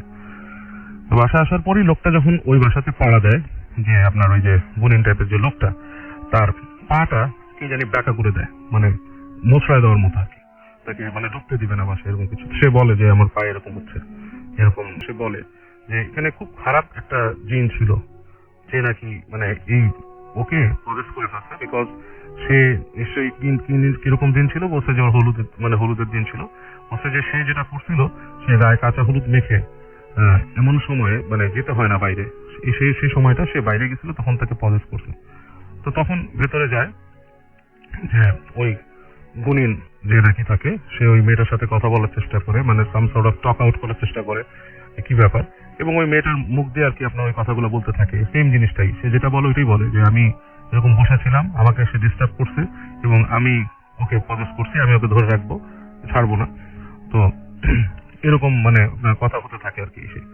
তো এই পর্যায়ে গুনিন বলে তাহলে তোমার যেতে গেলে কি করা লাগবে? তো বলে যে মানে ও কনভিন্স করে ওই জিনটাকে, যাই হোক কনভিন্স করে চলে যাওয়ার জন্য, বলে তোমার কি করা লাগবে? তো বলতেছে যে আজকে আমি তো যাবোই না, এবং যদি এরকম যেতে হয় নেক্সট মানে একটা দিন দেয় যে অমুক দিন তুমি অমুক জায়গায় একটা ছাগল রেখে আসবা, ছাগলের মানে কালো ছাগল রেখে আসবা এবং আমি ওইটা নিয়ে যাব এবং আমি মানে চলে যাব। তো এটা শুনে তো গুনিন অনেক কথা বলে, লাস্টে এসে গুনিন বলে যে আসলে আপনার এই যে জিন পজেস করছে সে যাবে না, সে এইভাবে যাওয়ারও না, আসলে আপনাকে যে প্রসিজার বলা হয়েছে এটা করা লাগবে, আপনার একদমে ছাগল কিনে আনা লাগবে এবং ছাগলটা অমুক জায়গায় রাখা লাগবে, ওখান থেকে চলে যাবে।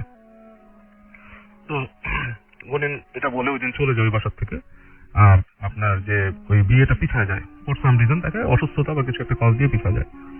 তো এর মধ্যে যেটা হয় ওই মানে মেয়েটা নাকি অনেক রকম উদ্ভট কাজ করে, যেটা নাকি তার ওর মার কাছ থেকে শোনা, এটা অনেকেই দেখে নাই, যেটা নাকি আমরা সবসময় অনেক সময় শুনি, যে আমরা মুভিতেও দেখি যে আপনার ওই যে দেয়াল ক্রল করে মানুষ ওঠে, এটা আমাদের কাছে অনেক সময় মনে হয় অবিশ্বাস্য কথা, বাট এই জিনিসগুলো যে মানুষ এলিমেন্টটা পাইছে, দ্যাট ইজ সামথিং দ্যাট ঘটছে। এবং এই ঘটনাটা ইয়াসির বলে যে তার মা নাকি নিজে দেখছে যে তার বোন দেয়াল ক্রল করে উঠে যেত উপরে রাতের বেলা, এমন সিচুয়েশন হতো দেয়ালের মধ্যে দেয়াল ক্রল করে করে উপরে উঠতো, এবং মানে ভয়ঙ্কর একটা মানে মানে ওই মূর্তি দেখার মতো না, এমন এমন কার্যক্রম করতো, এবং তার চেহারা ধীরে ধীরে নষ্ট হয়ে যাওয়া শুরু করলে কয়দিনেই মানে বেশ বাজে একটা এফেক্ট তার শরীরের উপর চেহারার উপর পড়লো।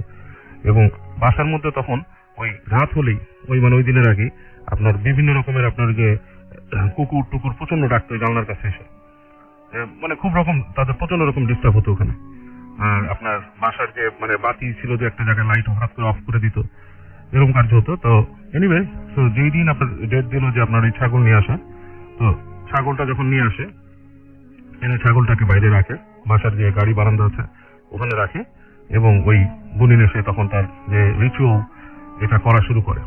এবং এই রিচুয়ালের সময় যেটা মানে মানুষ অনেকে মনে করে যে আপনার এই এরকম ঘটনা অনেকে শুনছে যে আপনার জিন আনা বা জিন ছাড়ানো, এটার মধ্যে যে কাহিনীগুলো ঘটে এটা খুব ন্যাচারাল ভাবে, কারণ গুনিনটা আসছে হচ্ছে আপনার অন্য একটা অঞ্চল থেকে, এই বাসার কোনো কিছুর উপর তার কোনো কন্ট্রোল নাই। তো এই অবস্থায় দেখে মানুষ যে যখন এখানে গুনিন কাজ করতেছে ওই পাশের রুমে আপনার ঠাস করে শব্দ হয়ে আপনার ফুলদানি পড়ে গেছে, তারপর লাইট বন্ধ হয়ে গেছে, এখানে এই ধরনের কার্যক্রম হতে থাকে সে যখন আপনার রিচুয়াল পালন করতেছে। তো এরকম এক পর্যায়ে প্রচন্ড জোরে আপনার এই শব্দ হয় বাইরে, যে দেখে যে মানুষ যায়, রাস্তায় যে দেখে যে ছাগল যেটা ছিল সেটার ঝাড়কেও ভেঙে রেখে চলে গেছে, এবং মেয়েটাও মনে করেন যে বেহুশ হয়ে যায়, এবং তাকে এক পর্যায়ে আপনার সুস্থ করা হয়, এবং মানে দেখে যে আস্তে আস্তে সে রিকভার করে এটার থেকে। এবং এই কয়দিনে তার যে অবস্থা হয়, যেটা মানে বলার মতো না। আপনার একটা মানুষকে যদি অত্যাচার করা হয় মাসকে মাস, সেরকম অবস্থায় মেয়েটা মানে আপনার ফেরত আসে, এবং এখন অলরেডি তারা আবার বিদেশ চলে গেছে, তারা আমেরিকায় থাকে। তো কিন্তু মানে ওই যে জিনিসটা তাদের মধ্যে এখনো এফেক্ট পড়ে আছে। আর এই যে জেলে ধরার ব্যাপারটা মানুষ যত সিলি ভাবে নেয়, আসলে কিন্তু সেটা না, অনেকেরই এরকম কিছু ঘটে। এবং ইয়াসিরের যে ঘটনাটা, আমার মনে হয় যে সে 100% সত্যি কথাই আমাকে বলতে যাবো। অনেক ধন্যবাদ আপনাকে। আমাদের ছোট্ট একটা বিজ্ঞাপন বিরতি যেতে হবে। আপনার সাথে থাকুন। Stay tuned radio 40 and don't stop the 40।